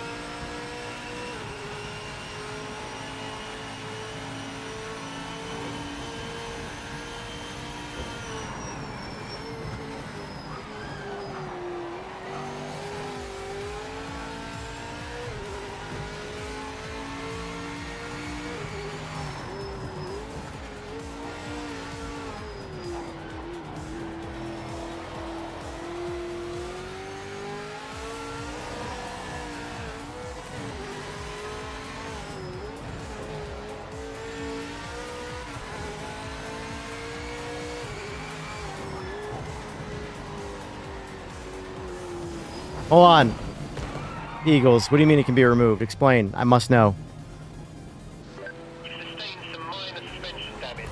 Oh my God. Right. Nothing too serious, so keep on it. That's interesting. My clutch not working? Car just drove away in reverse. Hold on. Works fine there.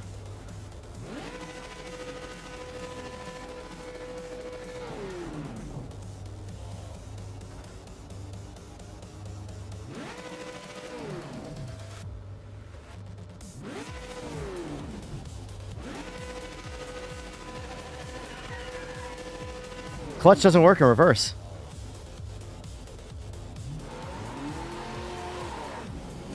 Code line in the setup file.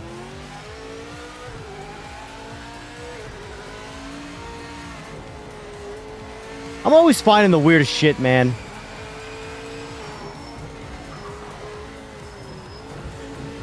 Like that right there, the way that suspension just moved the car around and shit.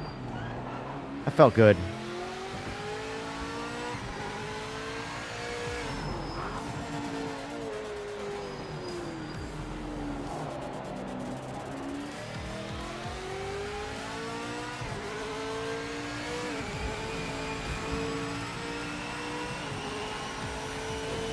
No clutch and reverse bug.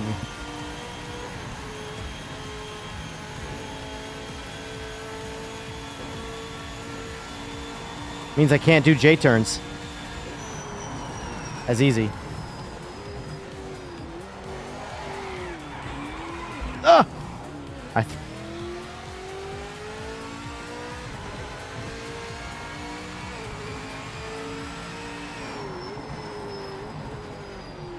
Yeah, I think this car's this car's driving has the edge over the AMS2 car, for sure.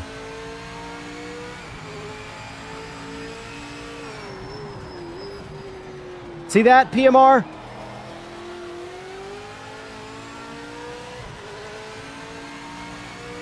The only other talking points I have in PMR besides how great the driving is the bugs. I'd love to eliminate one of those things. Preferably not the good car driving.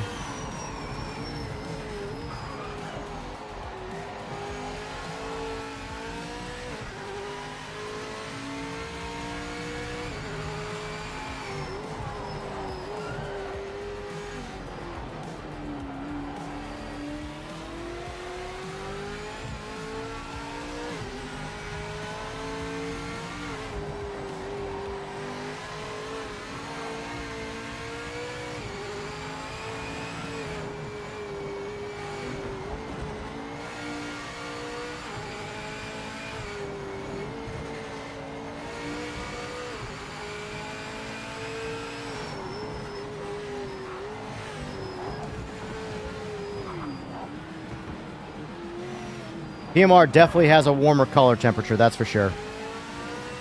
I don't mind it. But, I do normally prefer a cooler temperature myself. But I don't mind it. It's not a thing that's nothing I would take points away for, you know?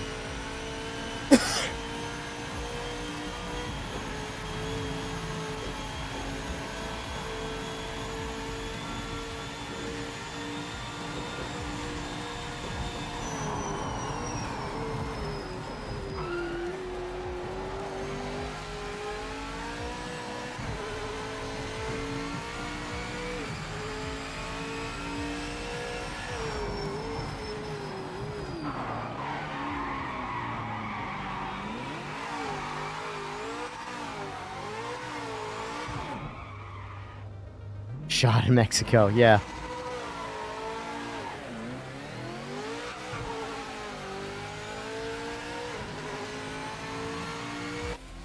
What a sensational drive. I don't know if that was sensational, Bob. Alright, so I give the driving edge, the overall Commodore experience edge to PMR over AMS2, for sure. I think that's definitely a win. I think I like... The CLK one was tough. I think I like AMS2 CLK driving, but not by enough to make me enjoy it more. I really like the audio of the CLK in this game. All right, let's jump into a class that, for what it's worth, I absolutely know is going to win in PMR. Like, I know this is going to crush it. These are my favorite cars to drive. Period.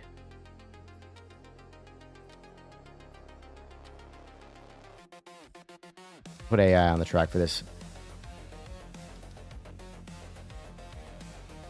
I don't think I've ever raced these cars. The AI.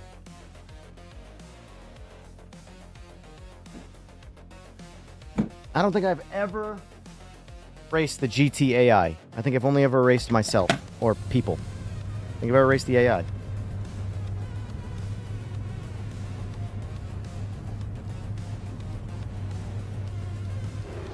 Okay, mate, the track temperature has fallen. All right, here we go. Comparing GT class now. Take longer to get into the window.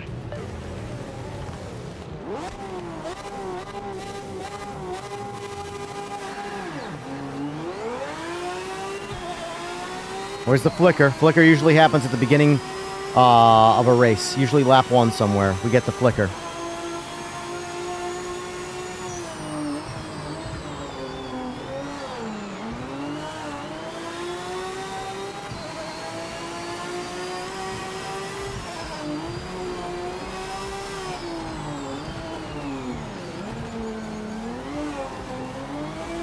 This does look good though, man. AMS2 looks really good too, but for different reasons. AMS2's overall lighting, I'd say, is a lot better. But I think the visuals everywhere else in PMR are better. If PMR could figure out the lighting situation, man, this game would be, like, I think probably the most just best looking car game you can buy right now. It just looks so damn good.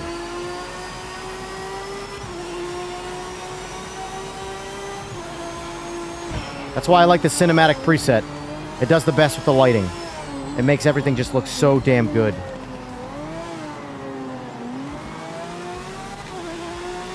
You know, not for nothing, now that they have the cinematic preset, I would love to, you know what, I might make that suggestion about making the ranked races the cinematic preset. Especially for Gamescom. Like, it's the best visuals. Cinematic looks beautiful in this game. Why not run it like that in ranked? Instead, we got the ugly, janky clouds.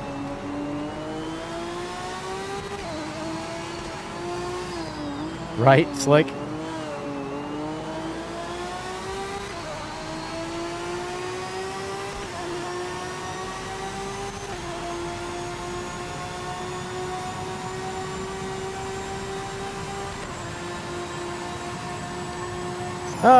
Fucked it. I done fucked it up. Woo! Chinny chin chin shit right there, boys. 2 times in a row.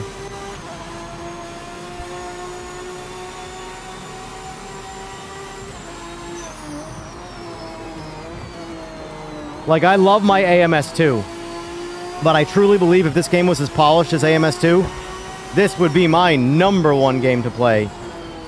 It's just, in general, it's the suspension that makes the driving feel that much better.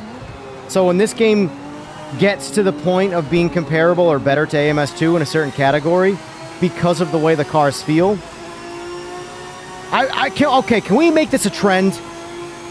All the simfluencers out there, can you drive these cars? Please, please, get out of the goddamn GT3s and drive these cars. It really is. I'd make the argument it's the best driving class in all of sim racing. That's how good these cars are. But not a single person reviewing this game who doesn't play the game regularly drives these cars. It's so awful. Honestly, I know it wouldn't be accurate. Just copy and paste the GT3 class. Turn down the horsepower, make them drive like these cars. Done. Best GT3 experience. These cars are awesome. They really are.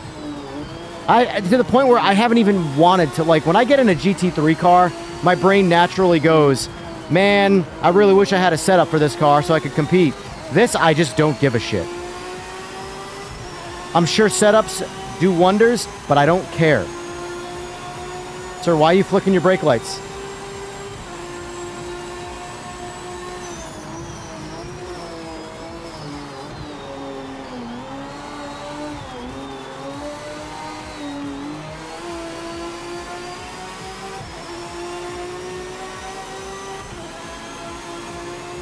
Fastest lap of anybody. Great driving, mate.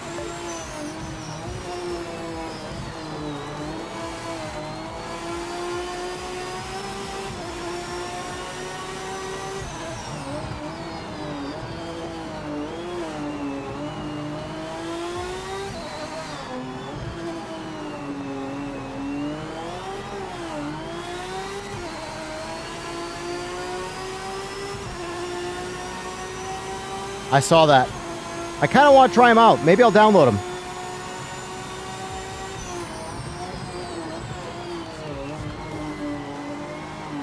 Maybe after this next GT test in AMS2, I'll jump back over it. I'll download those on GT3 and see how they feel. I'm really curious about the Mustang. Really curious about the Mustang, if how those setups are.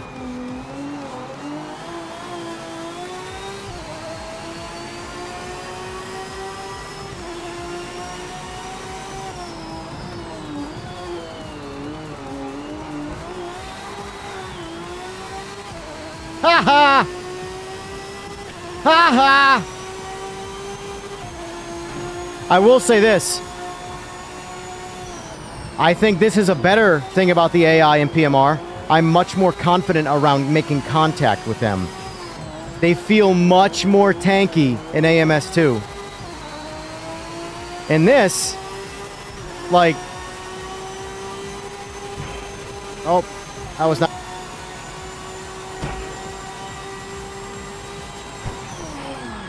an AMS2 car. You try doing that to an AMS2 car, you're the one going for a ride. Impressive stuff, mate. That's the fastest lap of anyone.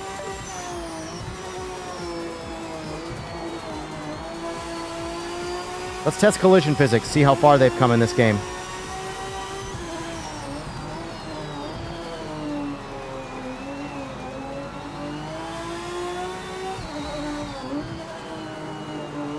In my opinion, right now, there's no reason to use the Mustang because the AMG exists. The AMG just, it's got the same straight line speed, but it does everything better from a turning standpoint.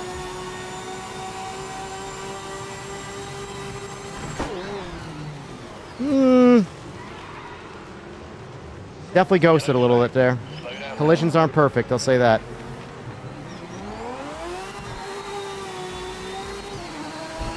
The high-speed stuff, where they're going slow and you're going fast, collisions are still not, you know, one-to-one authentic.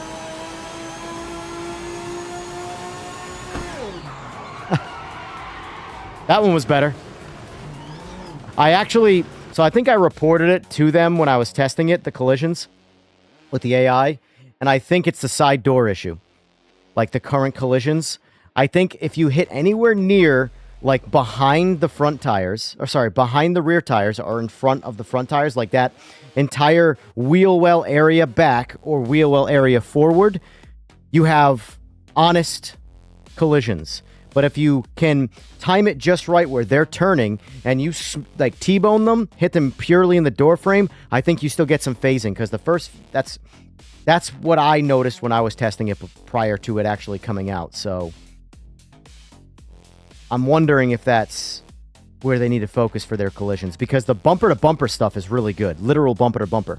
But I do notice T-bone style wrecks, you can get some phasing like I just did with the AI there. And that's at the core. That's not netcode. That's at the core. So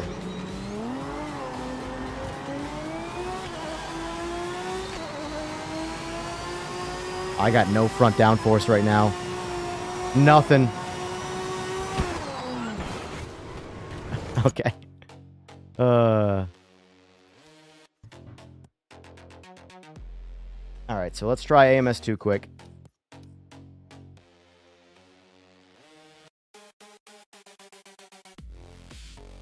The good thing, though, is that you really have to abuse collisions now for it to feel janky. Whereas before, collisions just always felt janky. Just every aspect of collisions in PMR felt like total fictional jank. Now, it's like very, very, very niche certain scenarios. I know how to duplicate it because it was what I just did in that first one there. High rate of speed, them going slow, you try and T-bone them. That's where you get some weird collision physics.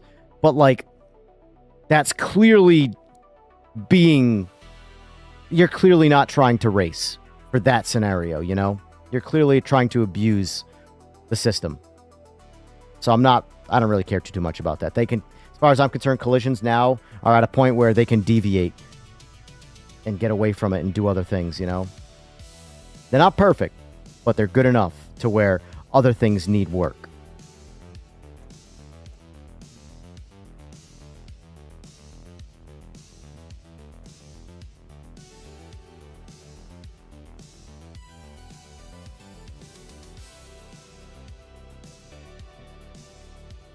All right, same car. Same exact car. Same track. Same race. Cinematic time-ish. AI cars, we want... I think we had 19 out there, I don't remember. Turn it down just a little bit. Just because you have so much more control over how the AI drives, aggression and mistakes and all that stuff. It's not just one slider. That part I like.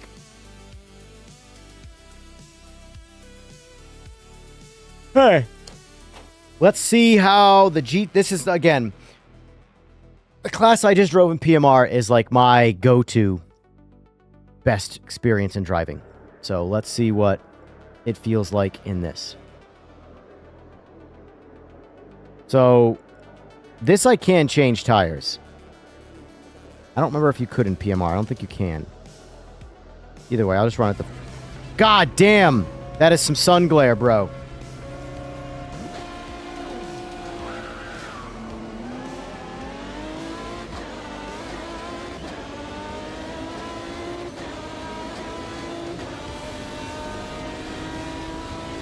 Probably should have raced at 9 a.m. Because I can't see shit with that sun ray.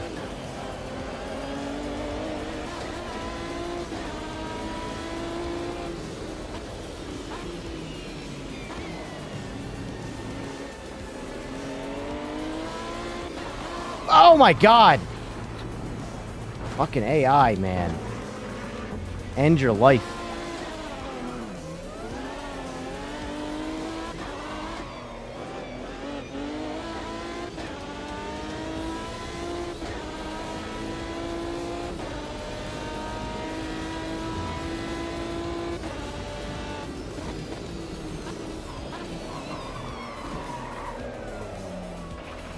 These cars just don't have grip in this game. It's a big part of why I don't like them in this compared to PMR.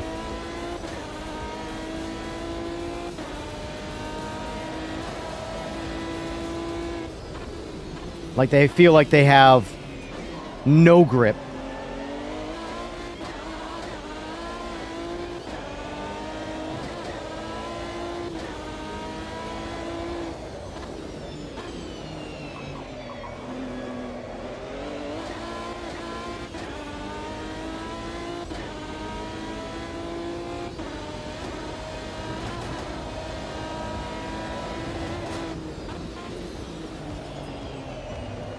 I could get used to them, but the tire difference is very extreme. And now some people can be like, oh, well, this is the right way to do it, and the PMR ones are forgiving. Sure. Sure.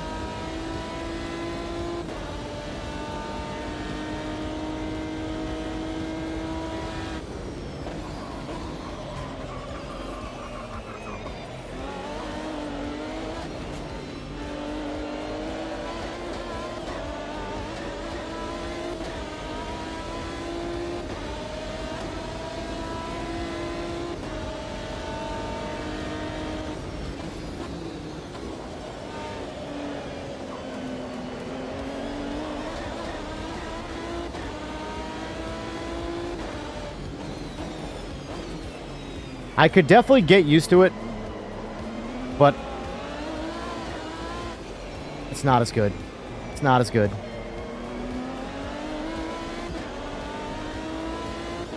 The tires in this class just feel a bit too fragile on AMS2. These cars should have monstrous grip.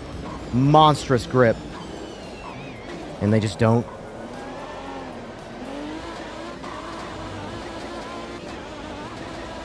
Give me some traction, bro.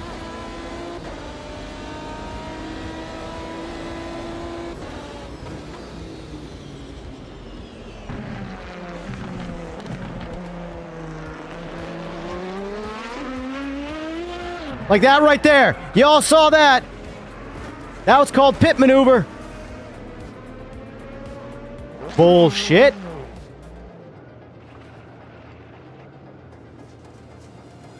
Ah. God damn, that like broke my thumbs.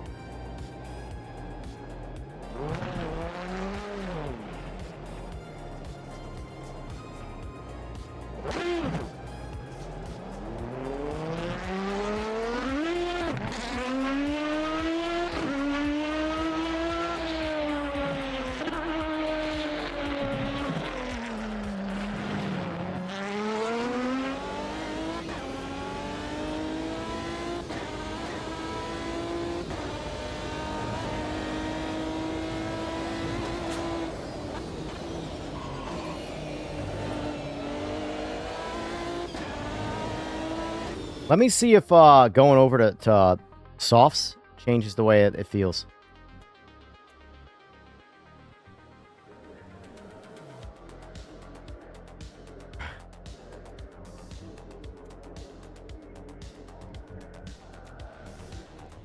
Let me see if softs helps any of that.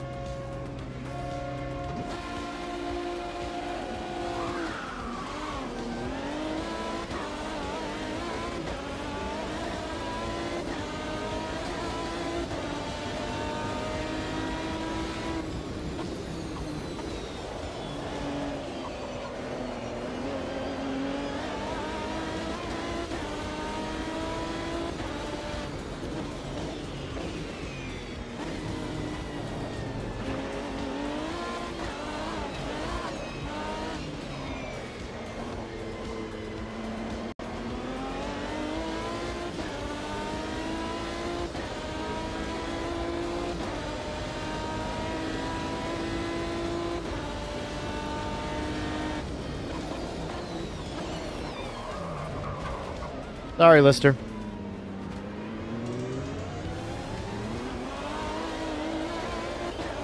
It might be a little bit better, but it's honestly...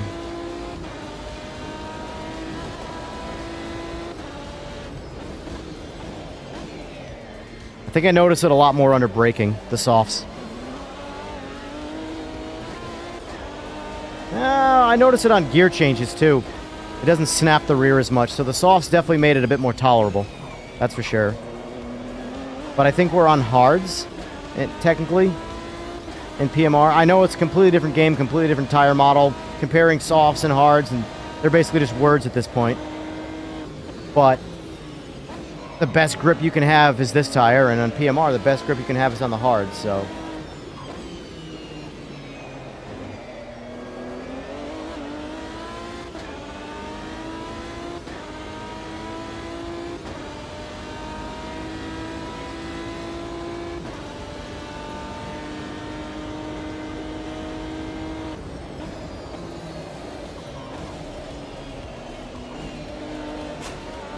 Yeah, the softs definitely help. It's a lot better with the softs. Like, a lot better. Takes a lap to sort of, like, saturate everything, and now that I've done the lap... It's really the brakes that gotta warm up. More than anything else, it seems.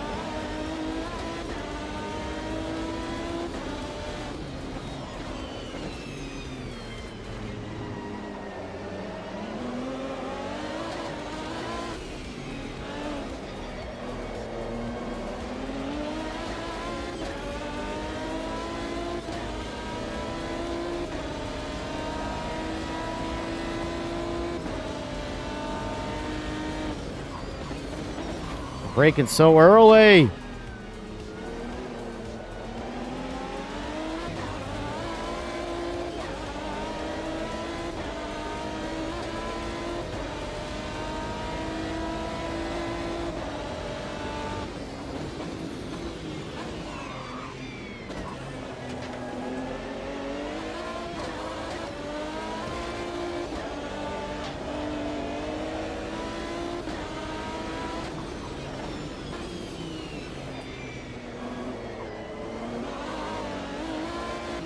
One thing I've noticed with this is the AI doesn't evade you nearly as much. They don't do a whole lot of like that. They don't do a whole lot of defensive driving. You really got to force them out of position to get them to avoid you. And we're glued together. That's a problem with this game that's always existed.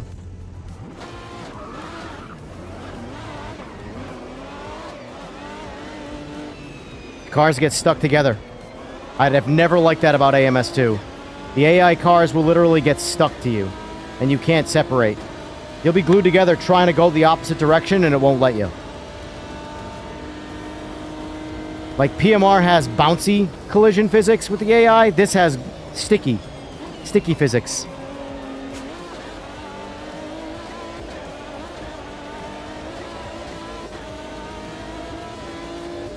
This is still a good time, though. Definitely better in PMR, but you get used to this, and it's still fun. It's just not as good as, you know, PMR from a visceral standpoint.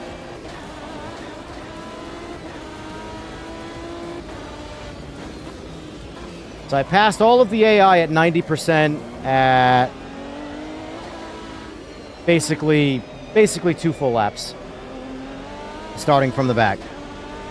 But this game also goes up to 120 because I think this game did a really good job of figuring out how to scale AI with numbers, because people have egos, in case you guys didn't know.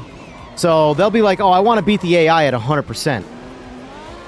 So rather than turn down the AI strength in this game, because they just, or rather than make them in this case, rather than make them harder at 100% and piss off the people who want to beat the 100% AI who cannot deviate, they raised it up to 120%. So the people with the egos, oh, I beat the AI at 100% still.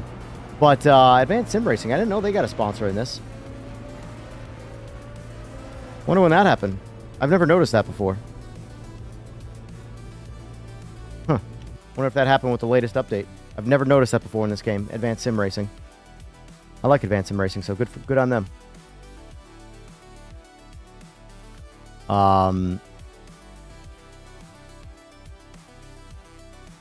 Totally forgot what I was going to say because of that sign. So let's jump back over to PMR. Let's jump over to Ranked quick. See what's at Ranked. If there's anything going on at Ranked. See if this is still a problem. It's 2 p.m. I don't have much more time in me. This was I started a bit late today. I'm definitely hungry.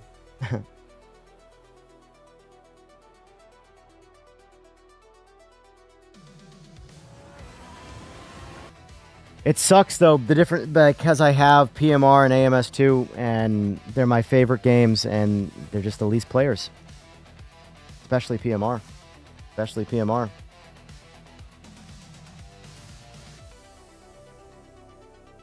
This just shouldn't be a thing, man.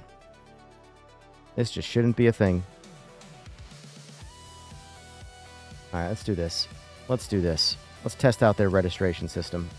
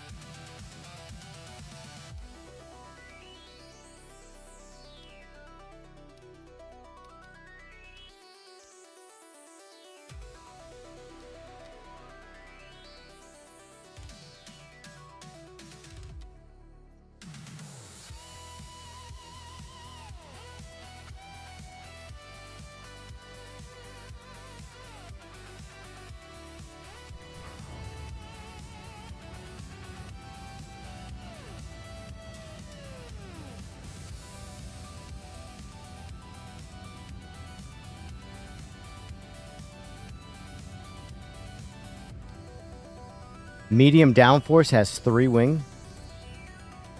High downforce has 7. Low downforce has none.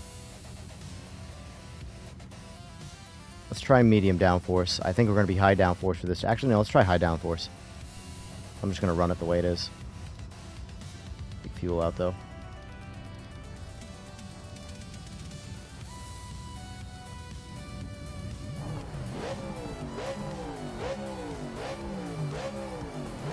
Didn't work? Well, it just got updated today, I believe. That's why I'm trying it.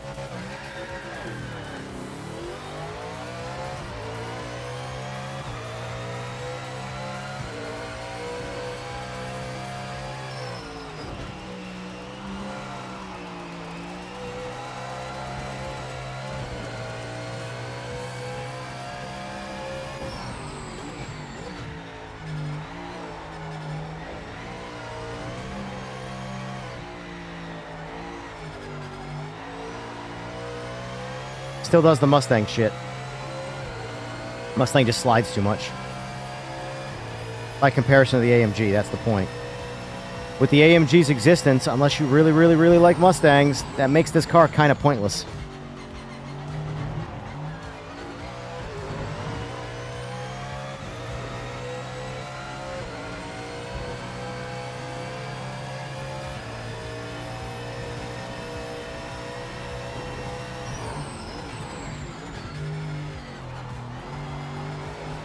That turn felt pretty good there. That's new. That was new right there. That's completely new. I don't know what that was. I've never had that happen before.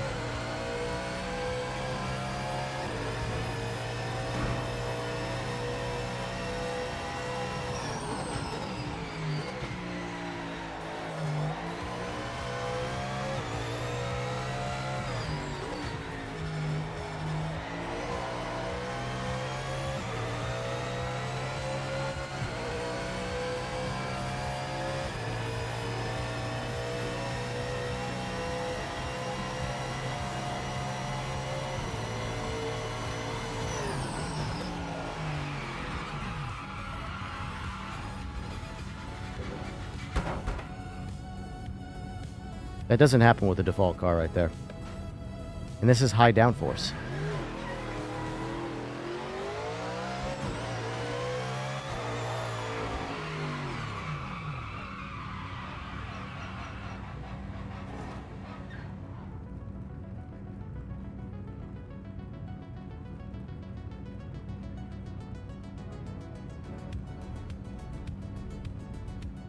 No, I'm not the best driver. But, like,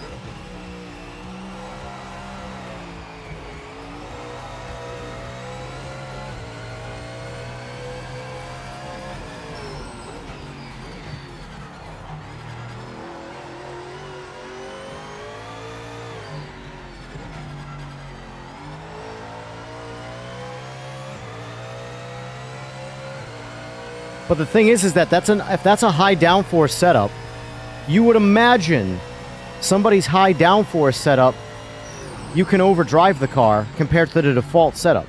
I can overdrive the default setup.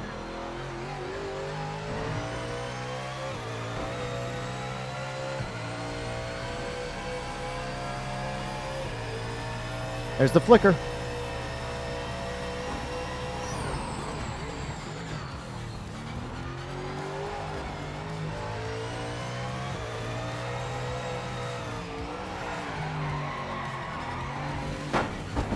Did the fact that I can't lock the throttle through that turn anymore?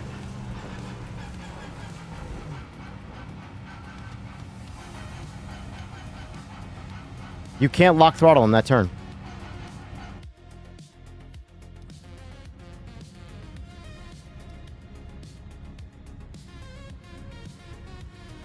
Default.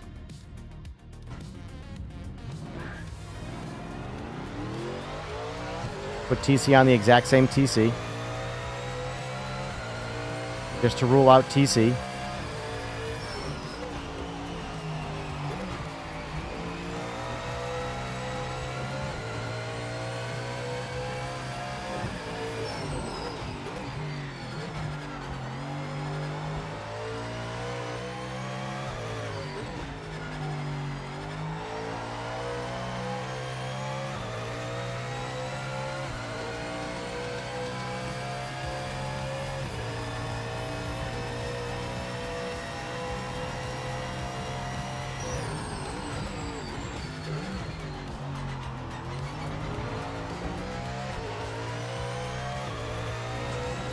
Like, watch. I couldn't lock throttle right here before.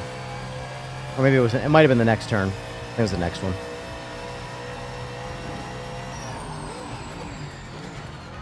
Right here. Both times, high downforce and low downforce, I couldn't lock this throttle. This throttle's locked. No problem. No problem.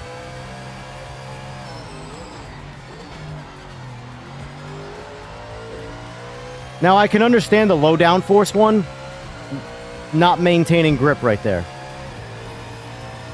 But the high downforce one, that eludes me.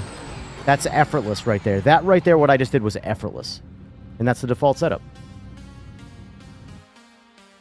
Huh? Guess I can uninstall those.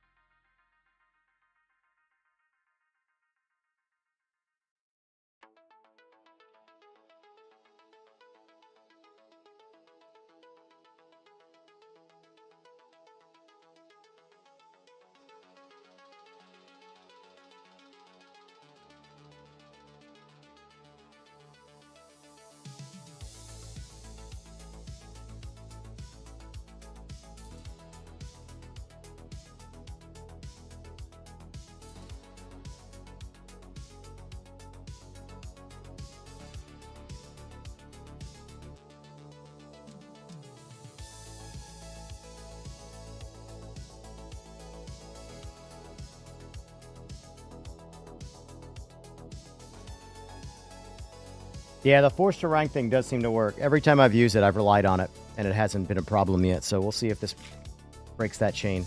And we're in. Technically, it's done its job. I'm in the race. If it crashes from here forward, it's not that.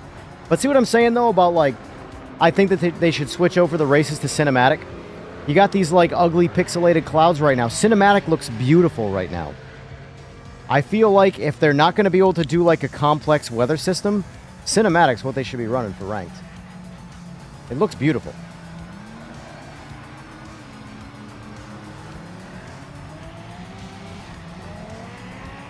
Now, either the system works in its entirety, and you can rotate weather and do all that stuff, or have everybody play in the way the game looks the best.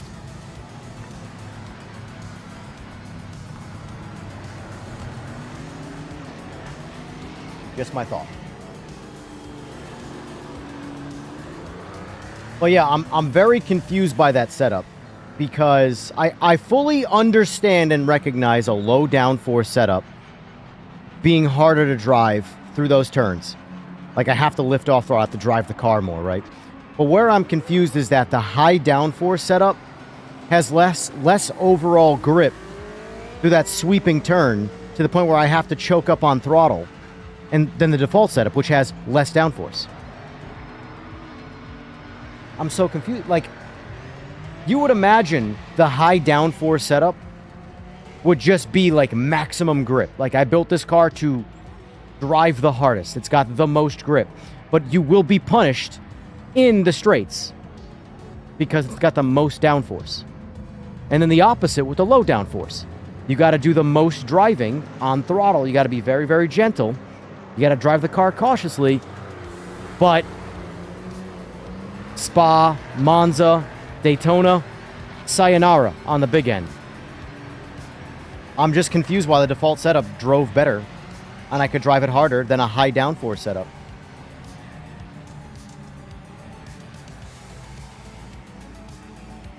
But didn't they just get released today, Eagles? That's the thing. They just got released today, I thought. So you would think that they would be ready for this current build.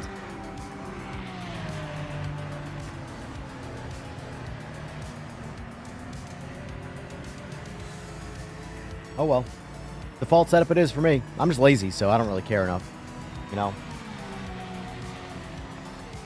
Like, Eagles, when I drive your setups, they're harder to drive than default. But, like, as in there, like, you have to actually try harder. But you go faster when you do that. I don't think I was going to go any faster there. That just felt like I had less grip. I don't know, whatever. They announced it today. They are from last Friday with a small update Monday. Yeah, that Monday update, though, didn't change anything from the physics side point. I don't know, whatever. I'm just here to party. Chew bubblegum and kick ass. And I got plenty of bubblegum, so there's no ass kicking for me. Put it in qualifying mode. There we go. Qualifying mode.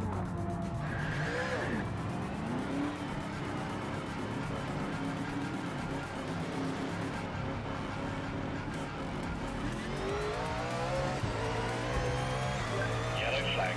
That's the yellow flag.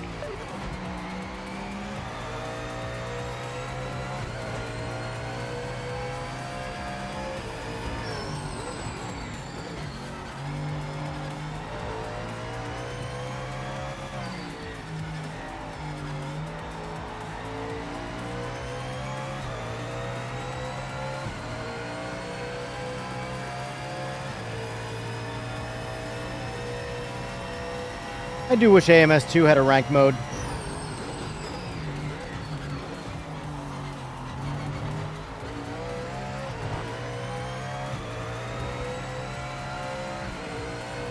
Yeah. Yeah, I mean, I know I just hinged a lot of it on just driving the Mustang, but it's the high downforce setup that kind of checked me out there. That right there would have spun out on the high downforce setup. No rear grip.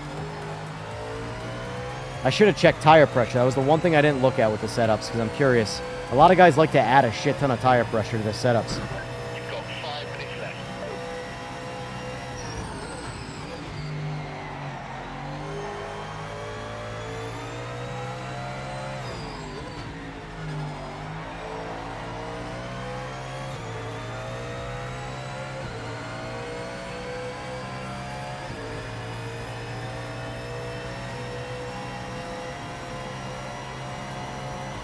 Okay, mate, let's make this lap count. Full set. Full set.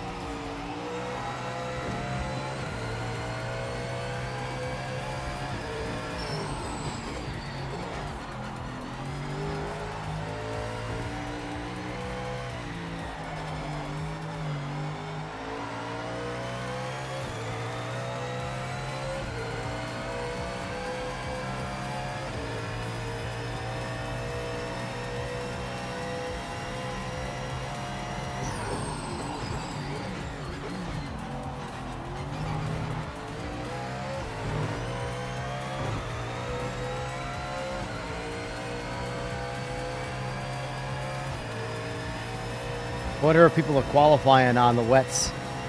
I wasn't even thinking about that. Probably should have done that. I've personally got about a half second out of the wets, but they don't last. They do not last. They are purely a qualifying or a time trial tire right now until they fix them. You do not race on wets.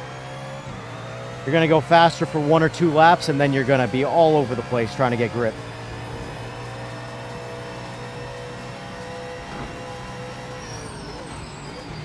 So the wets still work correctly.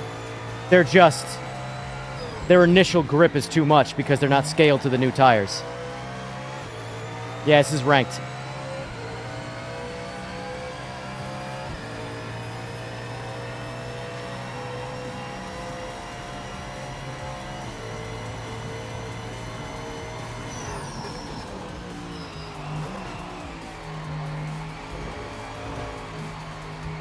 Come on. Wasting way too much time right there.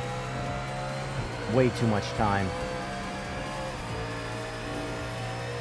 Oh my god, 9th.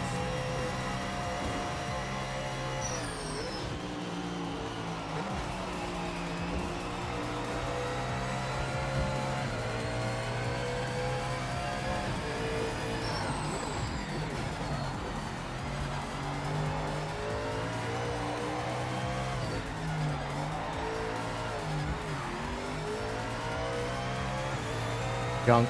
Already junk. I just can't pull lap time out of this Mustang. I cannot do it. It's just too loose of a car for my driving. And my driving is shit, but like... My point, though, is that, like, with the AMG existing, there's just no reason for me to drive this car. If I want to actually win races, that is. No reason. No reason. Stick to the AMG. I'm sure the GT3s are going to change again. I don't even care about trying to get a setup for the Mustang. I really don't.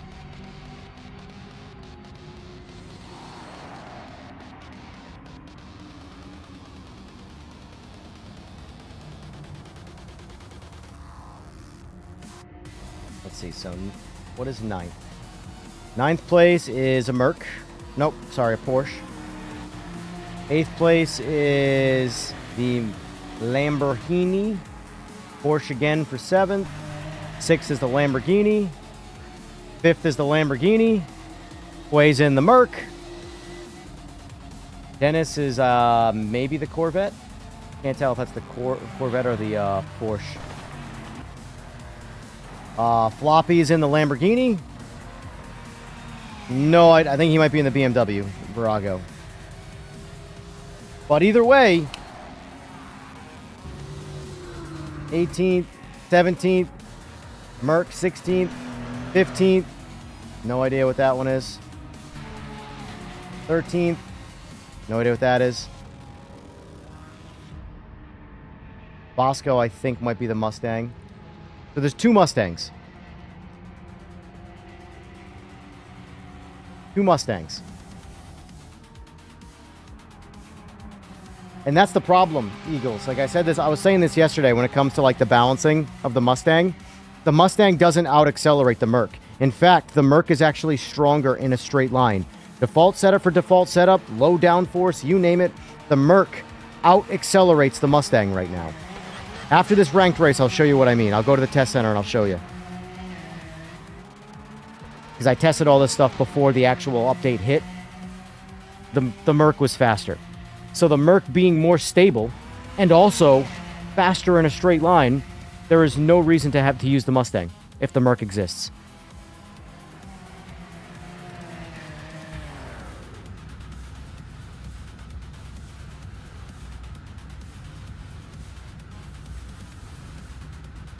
Thankfully, in Oil Slicks League, I chose the Merc, knowing this.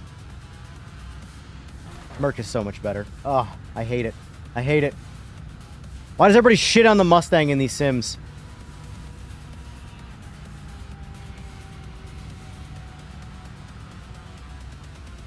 Race Room's new Mustang sucks.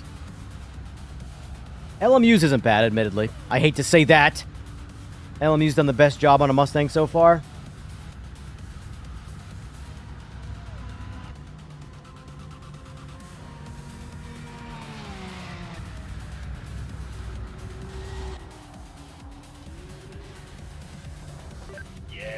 weren't fast enough.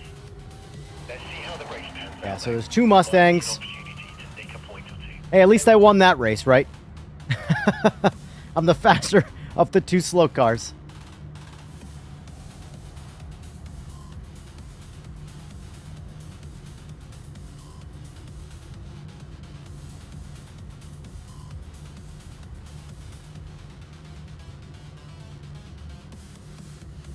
I know. I very much agree, Canadian. I really wish... I want all the cars to drive different, but at the same time, like, there's another part of me that's just like, make them all drive identical and just change the body so they look different. I know that's the wrong thing to do, but like, BOP is always so challenging. And like the last update, the Mustang was so much better. It got so badly nerfed in this update that it now sucks to drive. I like driving it more than the previous update, but the pace of it is just, it suffered too much.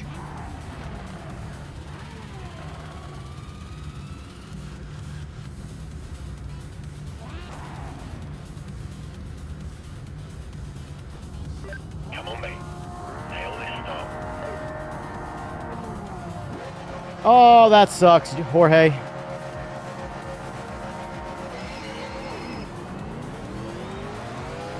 This is the one place the Mustang does work pretty good in default form. She leaves pretty good.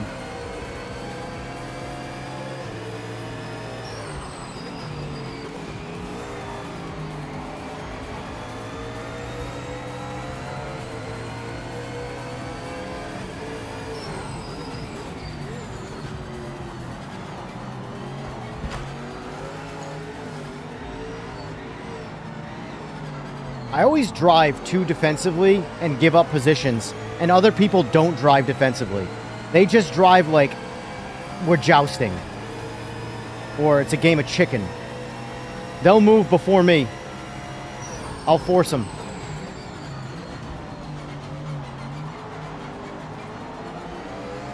I know I'm not the best with maintaining a line, but man, when I look at other people drive, it's just like, what line? Like that. So, oh God, go cross through. I took him out. There's a yellow flag. Repeat, yellow flag. I don't care. Fuck this. I'm out. Sorry, buddy. Sorry I ruined your race, but I'm out. Fuck that. I don't care. Do not care.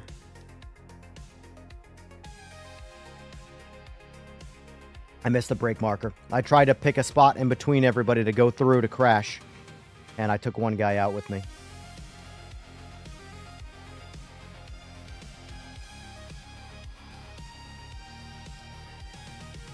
What a waste of fucking time that was. Fucking hate ranked. This is why I want single player more than ranked in AMS2. Fucking can't stand ranked. Alright, let's show you what I mean.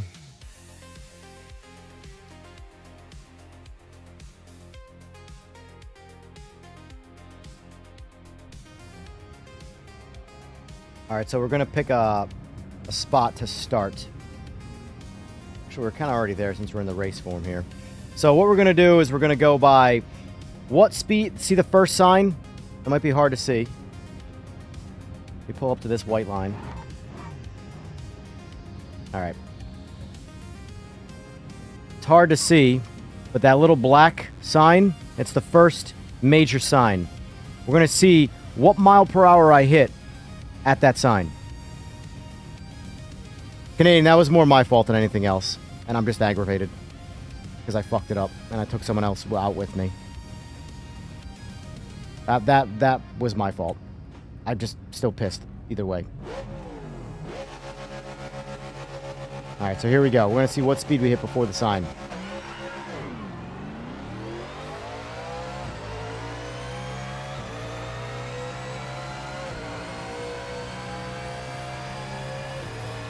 Oh, shit!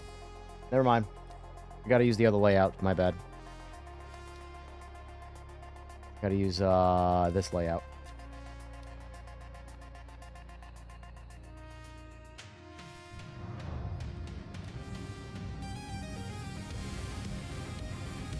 What else? You gotta turn around.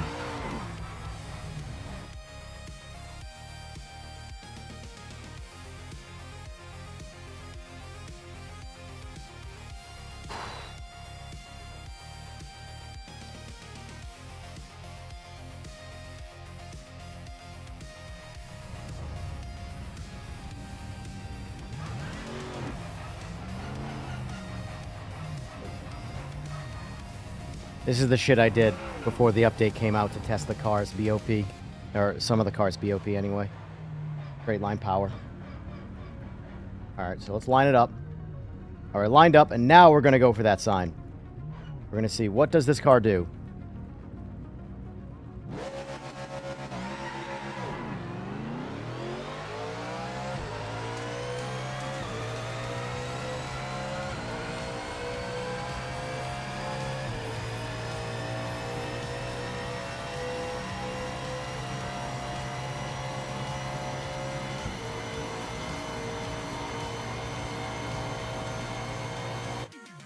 $162?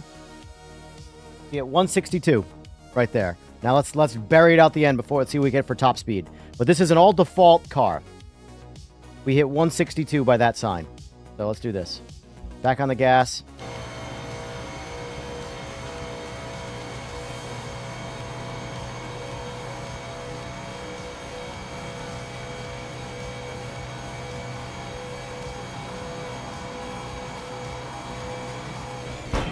$170. God damn. This game has the force feedback from a crash in this game is insane. All right. Now let's do Merc. Doesn't matter what livery, doesn't matter. None of that matters. Now we're going to do the exact same thing. We're going to see what we hit for speed by the first sign and then what we hit overall in that straight. Again, all default. No changes to the setups. And remember, this car, default for default, way more grip. Turns way better, stops better, does everything better. So now we're making sure, because, like, here's the thing, from, in my opinion, from, like, the way you would make cars drive different but have the same paces. Okay, if this car grips up better and overall handles better, we should have less straight line speed than the Mustang. The Mustang should have more straight line speed to make up for that.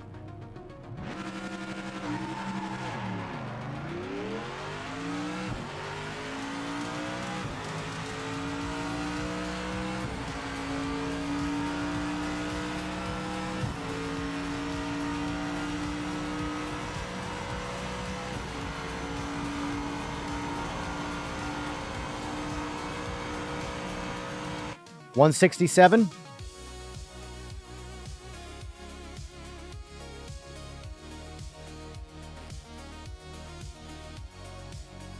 Again.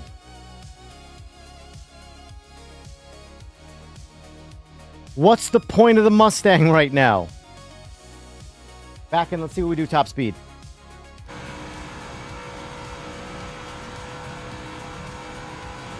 We've already topped out over the Mustang. Mustang hit 170.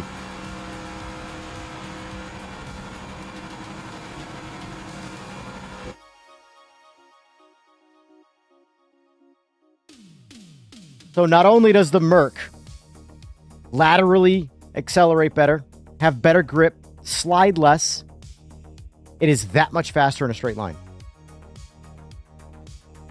It is. The thing is, though, Eagles, is that I don't care what any of the setup numbers say by default. The point is that the default setup grips better and straight lines better. So let's do this. We did what did I say, 167 by that sign? Do this. We're going to just go -2 on the rear wing of the Mustang. Oh, my bad. My bad.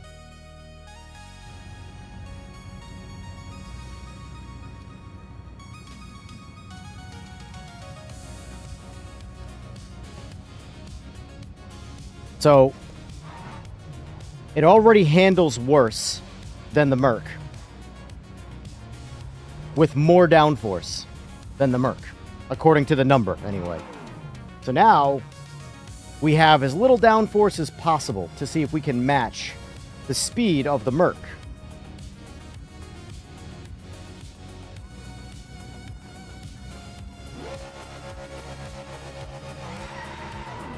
Oh, gotcha, Eagles.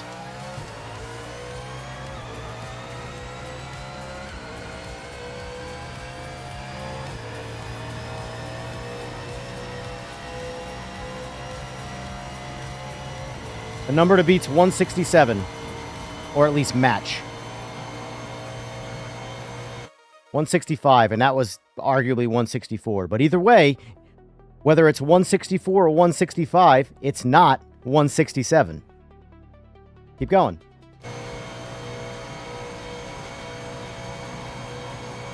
Remember, the Merc topped out at 175 for most of this road. It was on the limiter. Can't go any faster. 173. 0 rear, or -2 rear wing, technically. So what did I just say? Drop the rear ride height of the Mustang is better for speed than dropping wing. All right, let's try that. So let's go. What do you suggest? What's a nice number for you? Let's go back to default, which is 6. And then suspension. Where's my brand? Right here. Let's just go minimum. Let's go minimum. Go minimum. Let's just slam this bitch on the ground.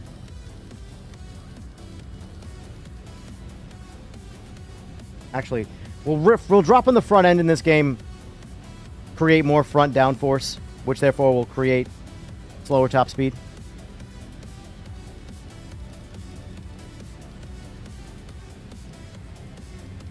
Let's just see what happens.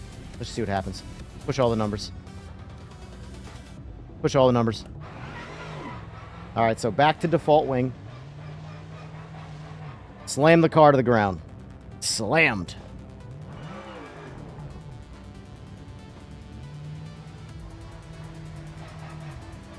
All right.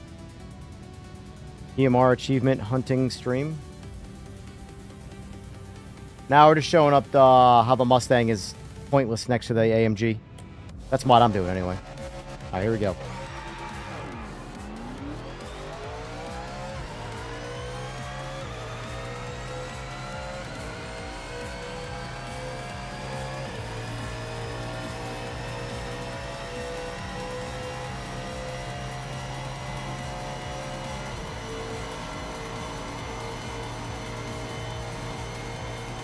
$160.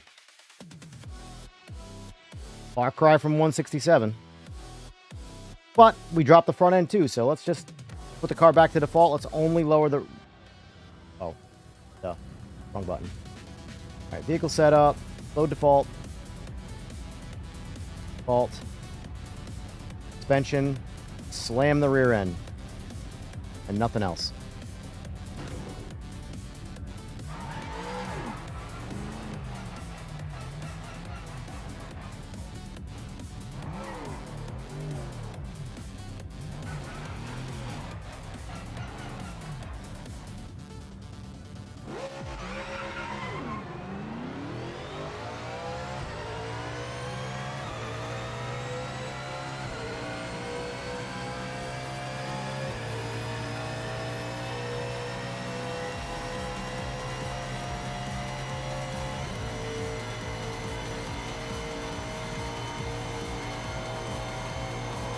$162 again.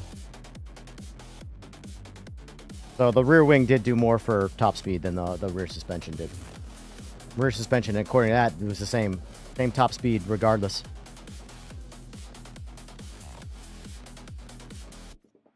Come on, guys. Help me make the Mustang not suck.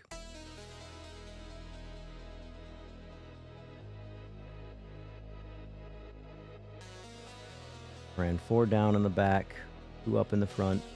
Ride height at whatever is IMS illegal.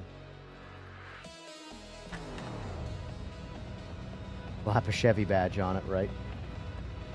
But like the point is though, is like ignoring all the hunting we have to try and do for a setup on this Mustang.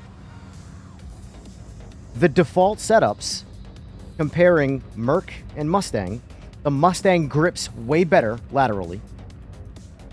Way better laterally. And it's a boatload faster in a straight line. You would think like, okay, well, the Merc laterally and laterally grips better, handles better, does everything better. But the Mustang out accelerates. Like if that default Merc was given to the Mustang and the Mustang's straight line was given to the Merc, That would make sense to me from a balanced BOP standpoint for these cars, or at least creating some level of unique driving experience per car, but having them lap the same times. The Mustang just feels like I got fucked.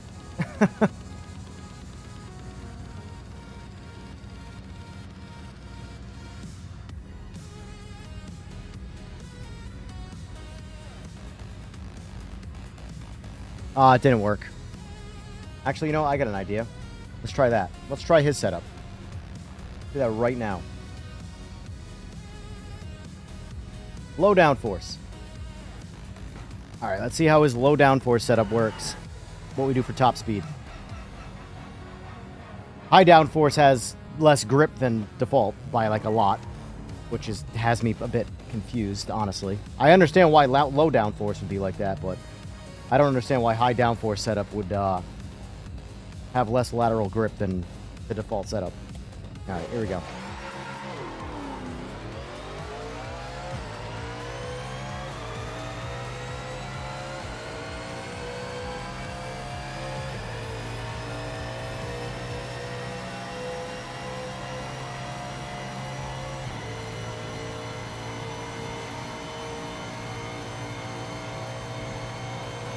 Same as before, 164.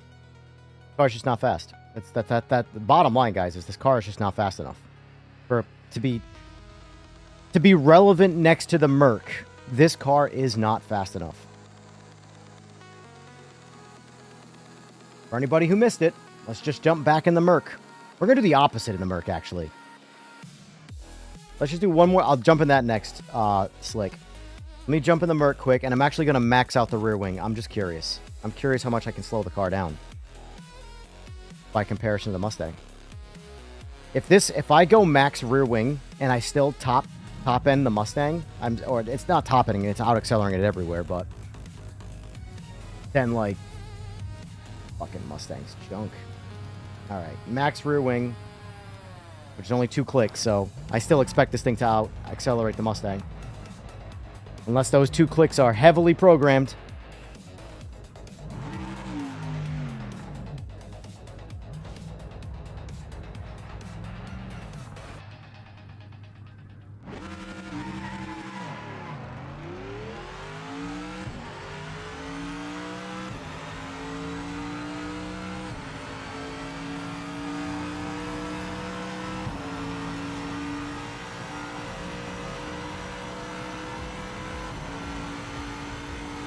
It's still faster.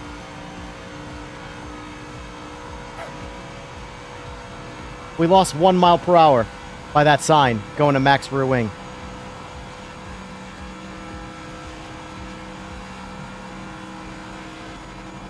We still run out of gear. We still run out of gear in the back straight.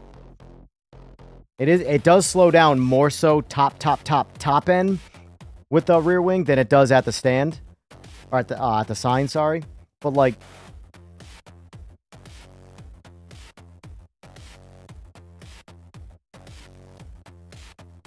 let's see what the Aston's like. Which one? Do you care? We'll try them both. We'll do both.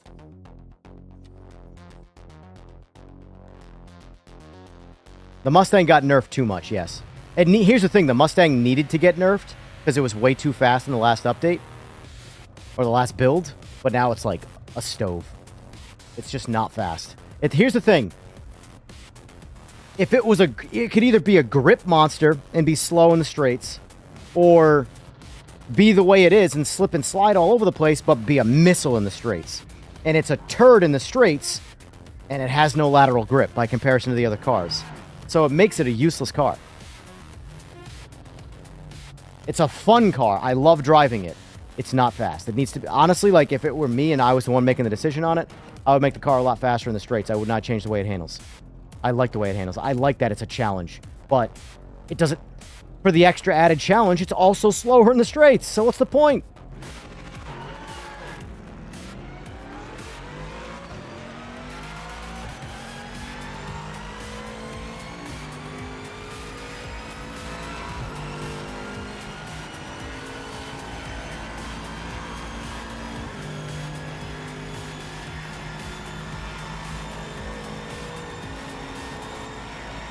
Faster than the Mustang to 164.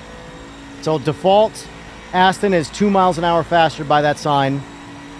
So far, the Mustang, oh, by the way, the Mustang topped out at 170 here.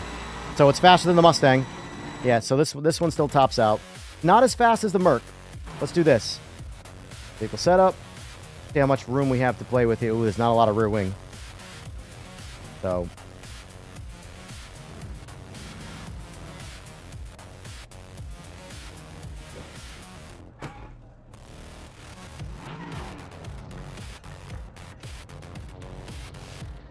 I'm going to take all the downforce out of the Merc. I don't think I did that yet.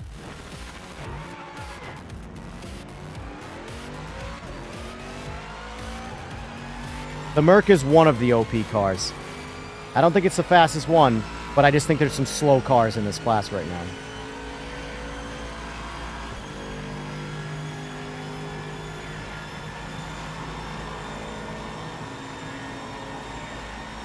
No change. Going from +3 to -2 on the rear wing. Didn't do anything by the sign.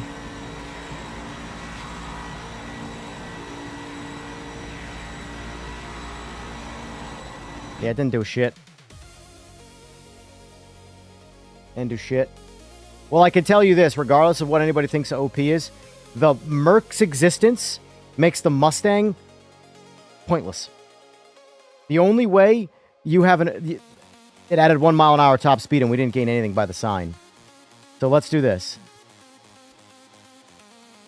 Let's take all the downforce out. I don't know if I did. I know I did max downforce, and I know I did default, but I don't think I did all the downforce pulled out of it.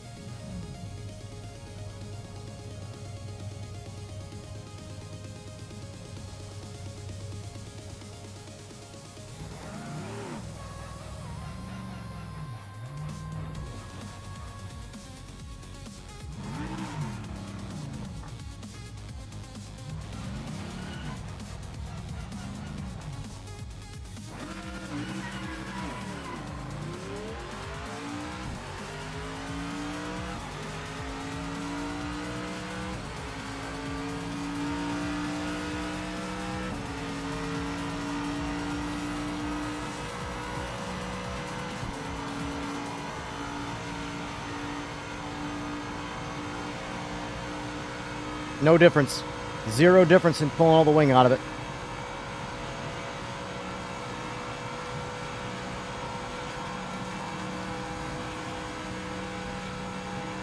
I actually think it's slower. Hold on, let's try that again. I think it's slower in the straights with no rear wing. Or at least negative rear wing. Unless it's pulling away grip. Try that again. Vehicle setup. Let's go back to 5, which is default. I can tell you one thing. Based off just changing the wing, I would go +7 before I ever went -2. Because it was no different in the straight. No different. So assuming the rear wing does anything, you would think more downforce with the same top speed and the same acceleration is going to be the way to go. Alright, this is all default. Now, all default, I should run out of gear. I should hit the limiter. I didn't run out of gear with -2.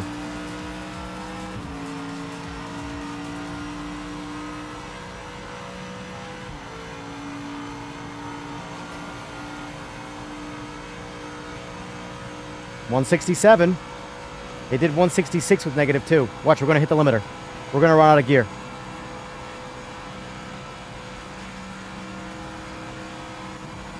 We're faster. The car is faster in the straights.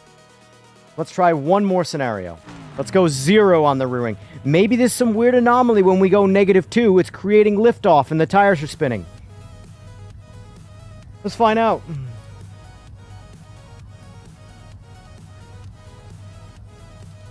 All right, 0 wing. So far, the fastest accelerating is default.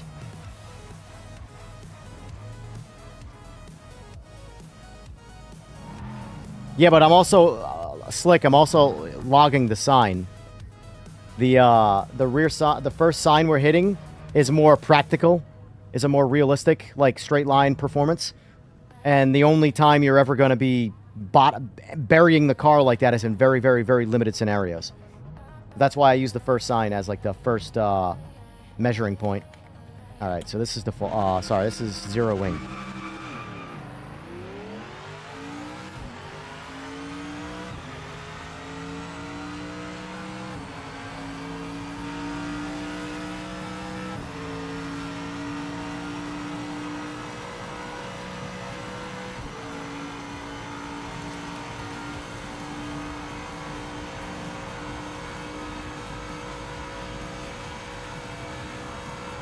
There's no point to lower the wing.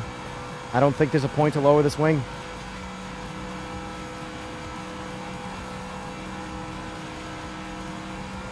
No rev limiter. We didn't run out of gear. Notice that? The car's faster with wing.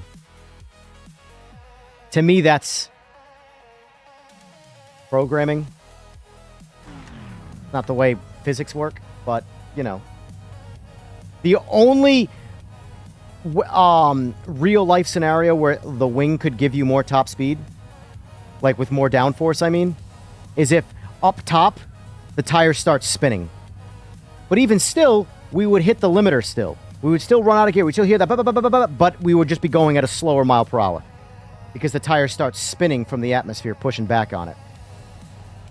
But we're not hitting the limiter, so I'm going to go ahead and say it's programming, and the wing just doesn't do what it's supposed to do.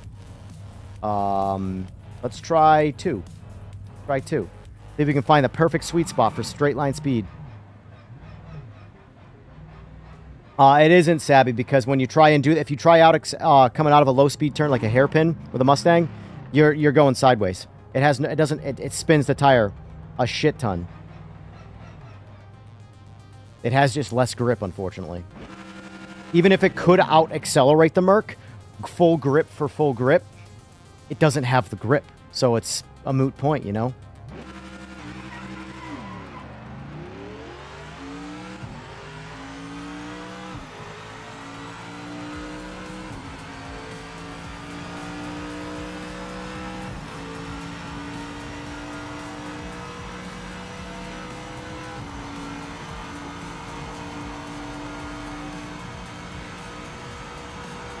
We're about where we were stock. Let's see how top speed is affected.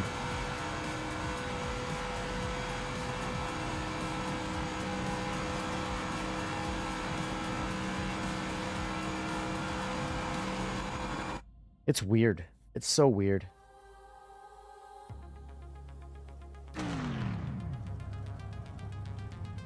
We hit the same top speed, but no limiter.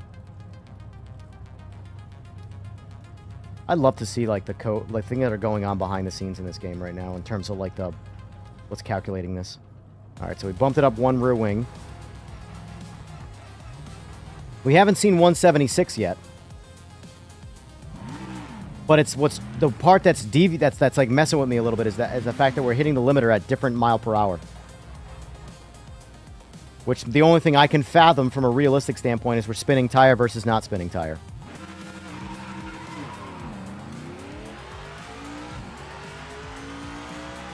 That's why, like, when it comes to mile per hour or, like, straight line land speed, there's mechanical speed, and then there's real speed.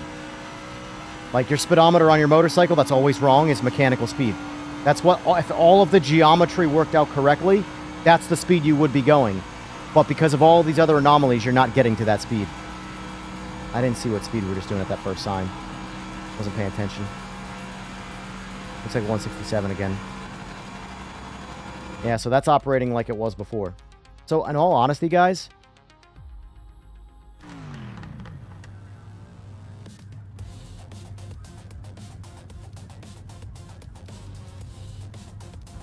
the last time we're going to test this one.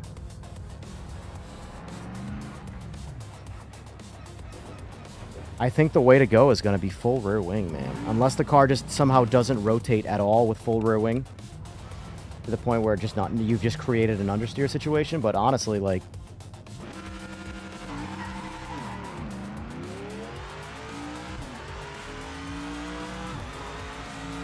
with the top speed loss that we get,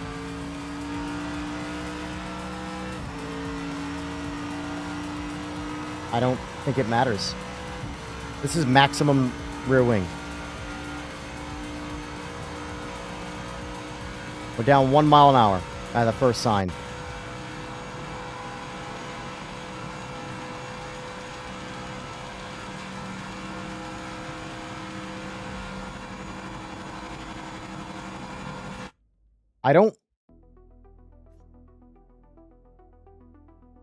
I think the only way you're going to determine which wing to use in a straight line, if there is anything gained positively from like rear grip and lateral grip by going more rear downforce on that wing, I would just always run the wing at max right now.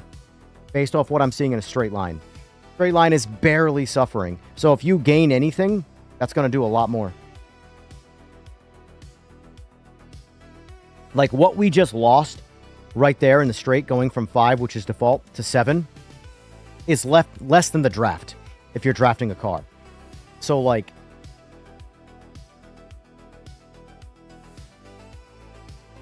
try another car. The Merc is interesting. But yeah, the point of what I was just testing right there is the Merc makes the Mustang not have a point to exist.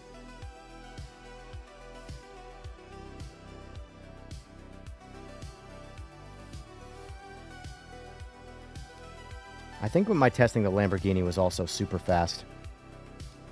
I think it was the Lambo. There were 2 cars that were like... I think the Lambo was the fastest one, actually. I can't remember. I did this a while ago.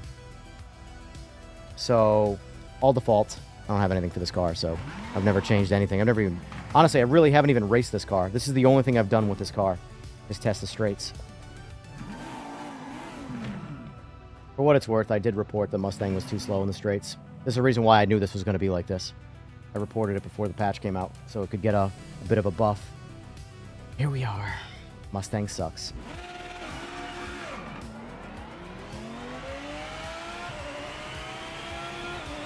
Alright, what's it going to do? I think the Lambo was the fastest. I could be wrong. It was a mid-engine car that had that was the fastest. I know that. I just don't remember which one it was. This one. 168. It's already faster.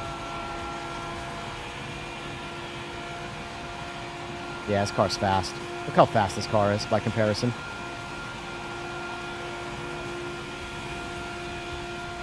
We're not hitting a limiter, but we're hitting 175 way before everything else hits 175. Like, half the track is 175.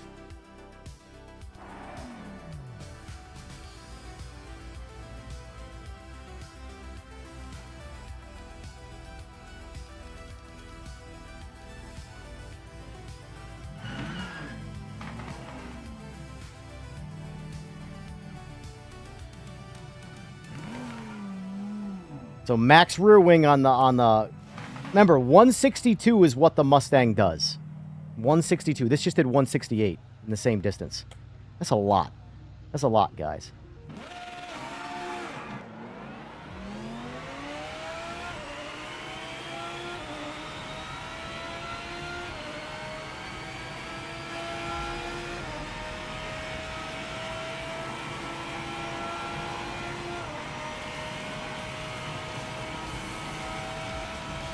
Already faster.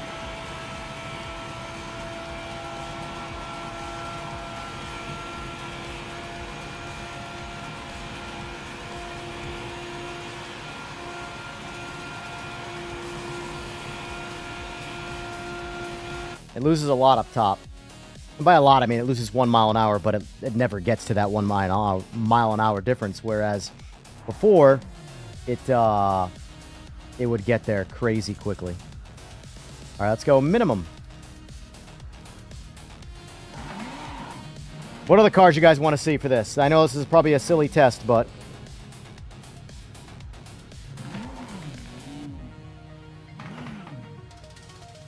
Yeah, it's the same with the Merc, Slick. That's what I'm saying. That was the original point of me showing you guys this, is that the Merc's existence makes the Mustang not have to exist. There you go, TC3.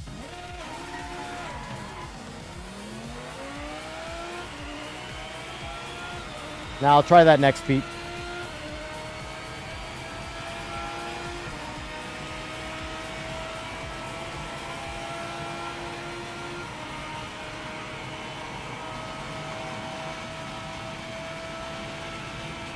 Don't waste your time. Again, don't waste your time taking the wing out of this car. There's 176. We found a reason to take all that downforce out of it. We gained a mile per hour, but no acceleration. Yeah, it shouldn't affect the top end though, Slick. That TC's not gonna, unless the TC's flashing up top. It shouldn't matter that down low though. Trust me, from a drag racing standpoint, I could start 100 feet back. It's not gonna change. You're doing 165 miles an hour up top by that sign. You're not covering any ground. Like, I'll show you what I mean.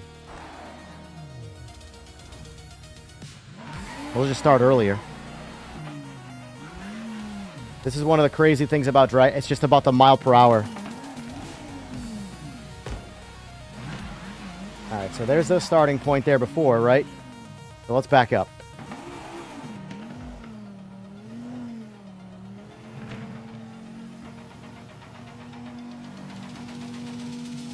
Now in drag racing,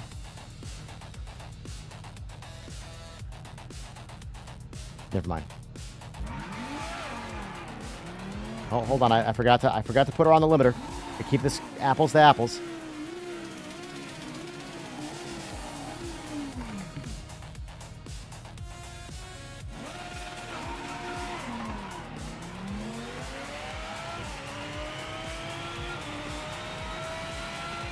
So we were doing about 60 miles an hour by the starting sign. Let's see how much it affects our sign speed.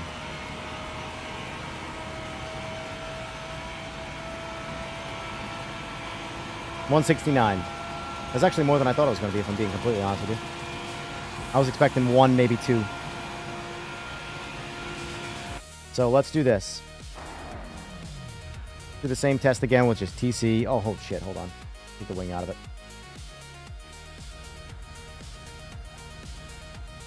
I already forgot what default wing is, so... 2.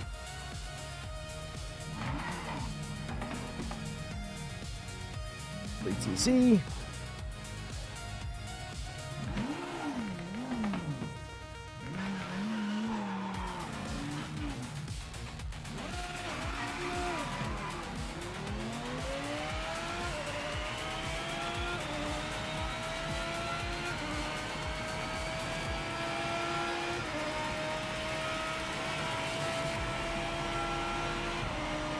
So what, we did 168 before, all defaults with TC6. Same. Yeah, TC didn't affect it. It was all the wing. This car is still, regardless, this car is still faster. So, let's try, what's the next car? What did he say? NSX. NSX.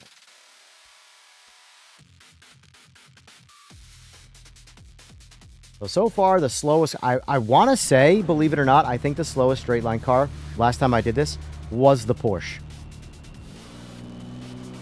I want to say it was the Porsche. Believe it or not. Last time I did this test, fairly confident it was the Porsche. But let's see if they changed anything since before release. So far, nothing's changed. So far, everything I've tested here has been exactly the same the last time I tested, when I had the early access.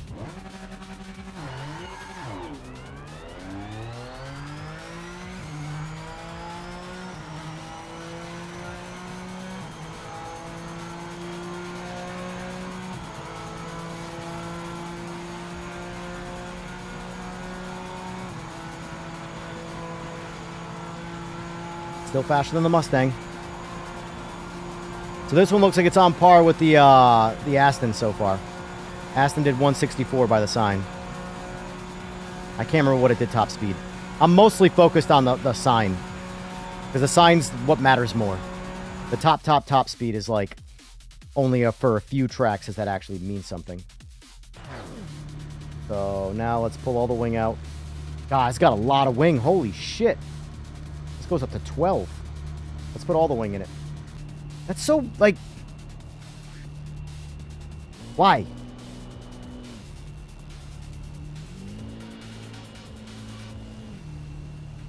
I hate that you have to turn around on this track, but this... Because the other layout, you don't have to turn around, but the other layout turns, and it's just more complicated. All right, here we go.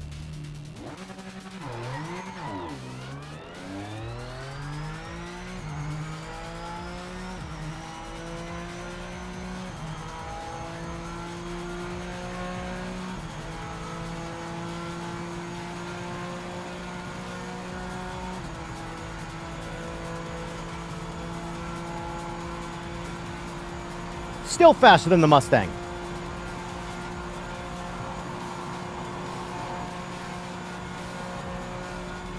What's the best we got out of the Mustang? 164 in any scenario, I believe. I think it was 164 was our absolute best. So now let's do this.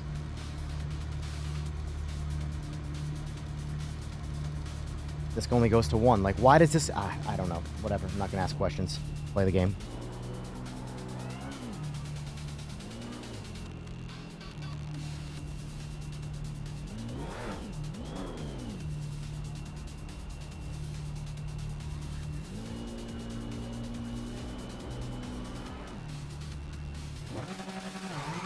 Yeah, Sabby, it is.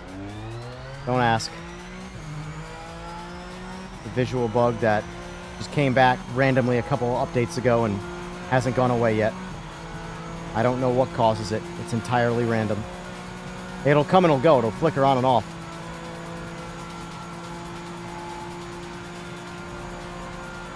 So, 166.5, not quite 167. It's about, honestly, this car with minimum rear wing runs like the Merc at max rear wing. There it is, it's back. Oh, we got 176 out of it, though. Alright, so there you go. There's that car. To the Audi. The supposed meta car. I don't know. I don't care what the meta car... I'm weird. I don't really ever care about what the meta car is unless it's like crazy, crazy, crazy fast. I care more about what's the worst car, so I just don't ever use it. And unfortunately, it's my favorite one at the moment. The Mustang.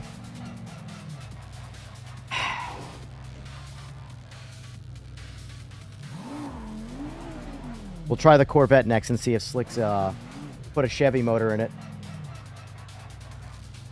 Would help.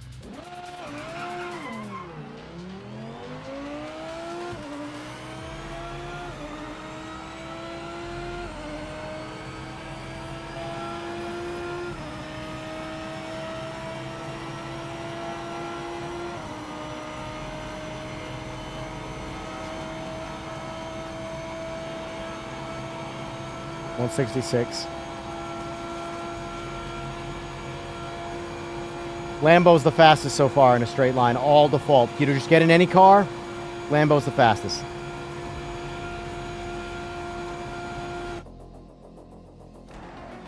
And then the Merc.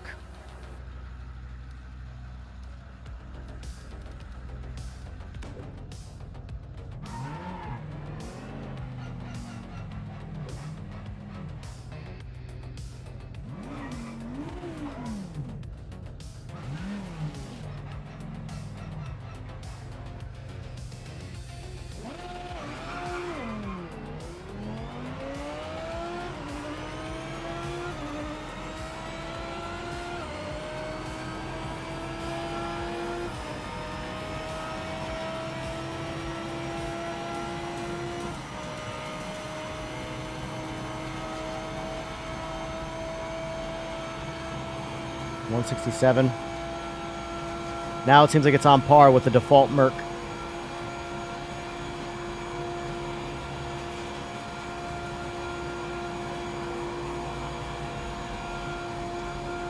Yep.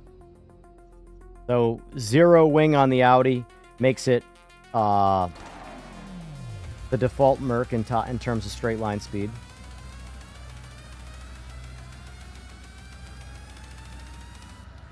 Why is the NSX the one car that's got a different, number layout for the wing? So far, every car is -2 to 7. That car is 1 to 11.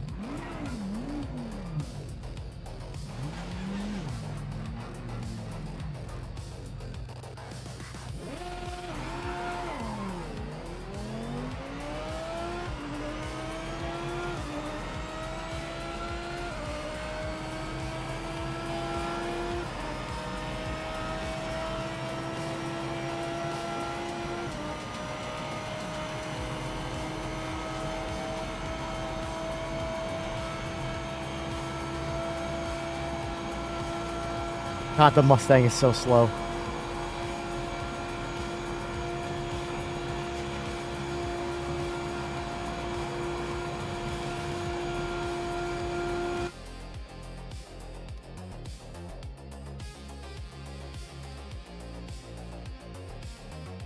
We'll do this and then the Corvette.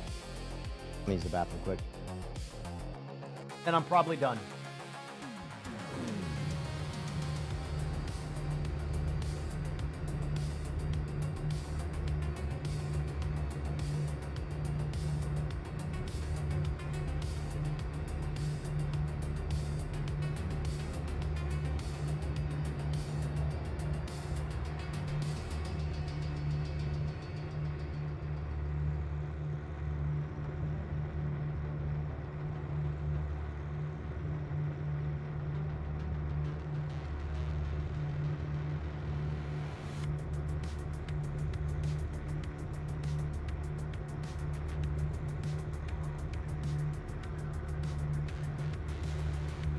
Can't forget about the Porsche, too. I think the Porsche is the slowest. Like I said many times, so we'll do that one next. I'm pretty confident. Unless they changed it. Unless that car probably gets a little more respect in the sim space than the Mustang. So maybe it did get a buff before the full release.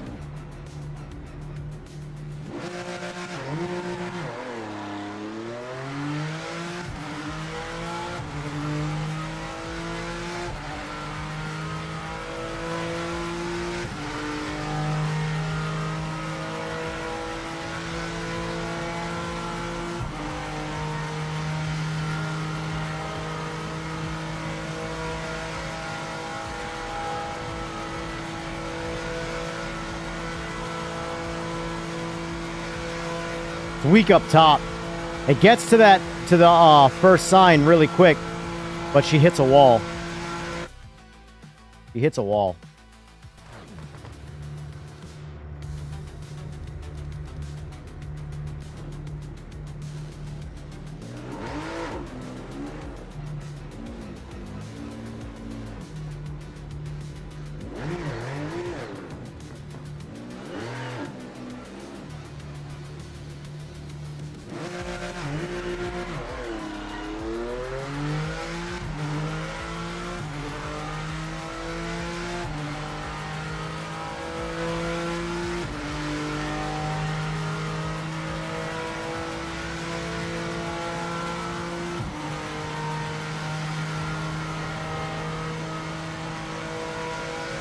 On 67.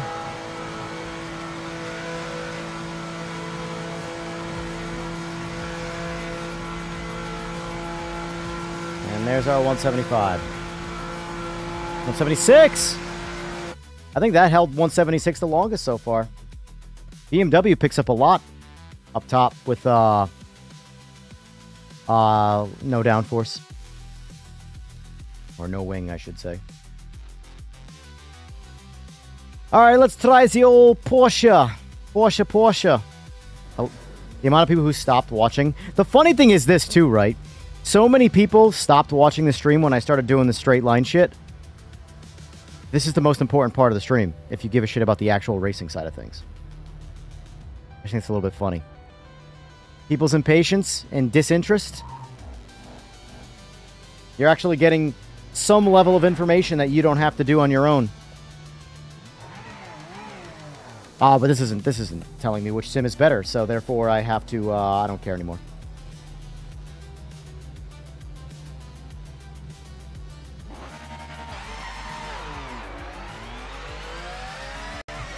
Alright, did the Porsche get a buff?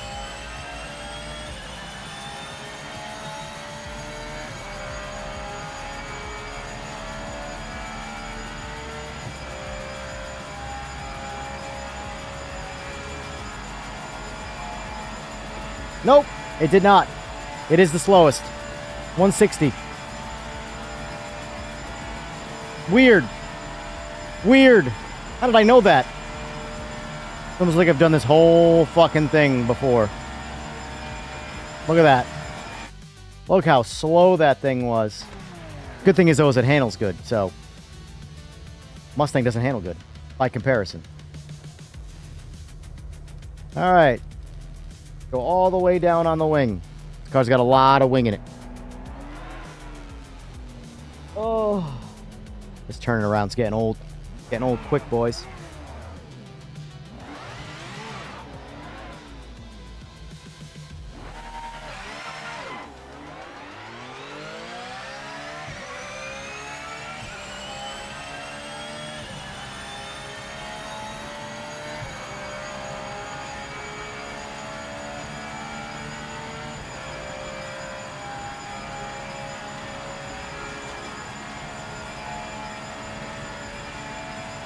Still slower than the Mustang.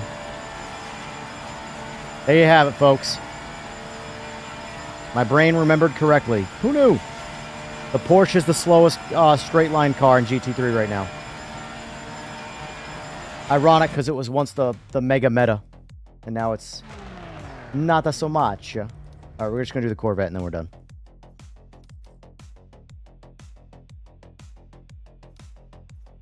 Let's see if Chevy beats Ford.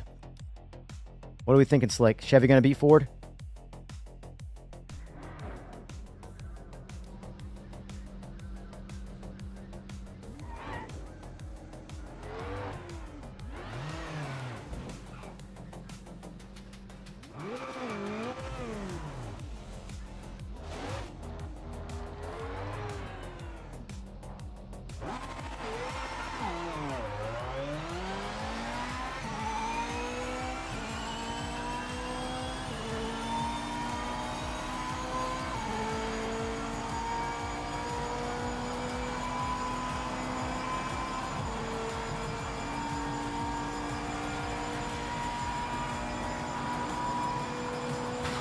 Crushed it. Crushed it.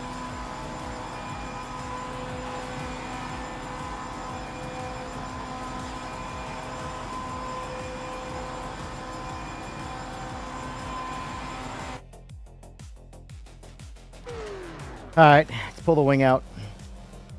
Geez, got a lot of wing too. Oh, this is another one. Comes to one.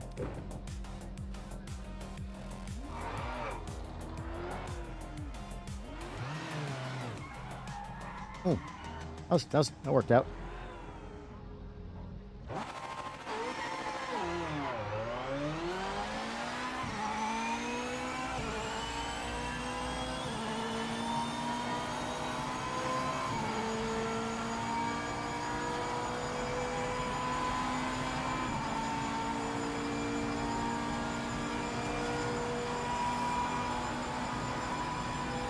$68, $69, damn.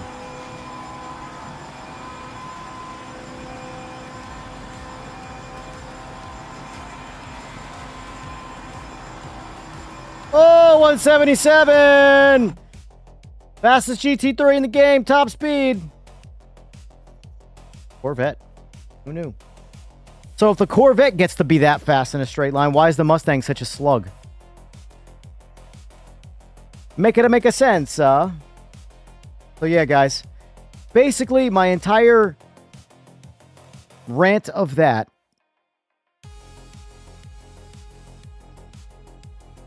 of course not, Len. Duh.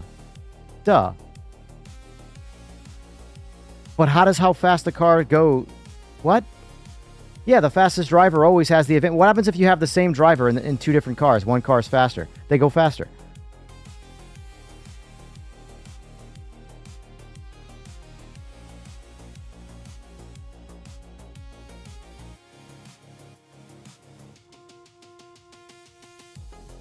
That being said, I'm done. There you go. The Mustang's a turd. That's why I said right now in PMR, because of the Merc's existence, they are very similar cars in terms of their physics, except the Merc's got more grip laterally, like a good amount, and it heavily out accelerates it in a straight line.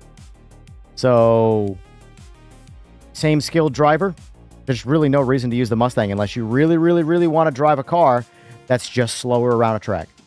That's the reality of it. Anyway, folks, that's it for me. I'm done. I don't think I'm going to stream tonight. I will probably stream tomorrow. What I'm going to stream, I don't know. I might even try LMU. Might make myself miserable for your entertainment. We'll see. Until then, I hope you all have a good rest of your day, and I'll see you in the mañana. Peace.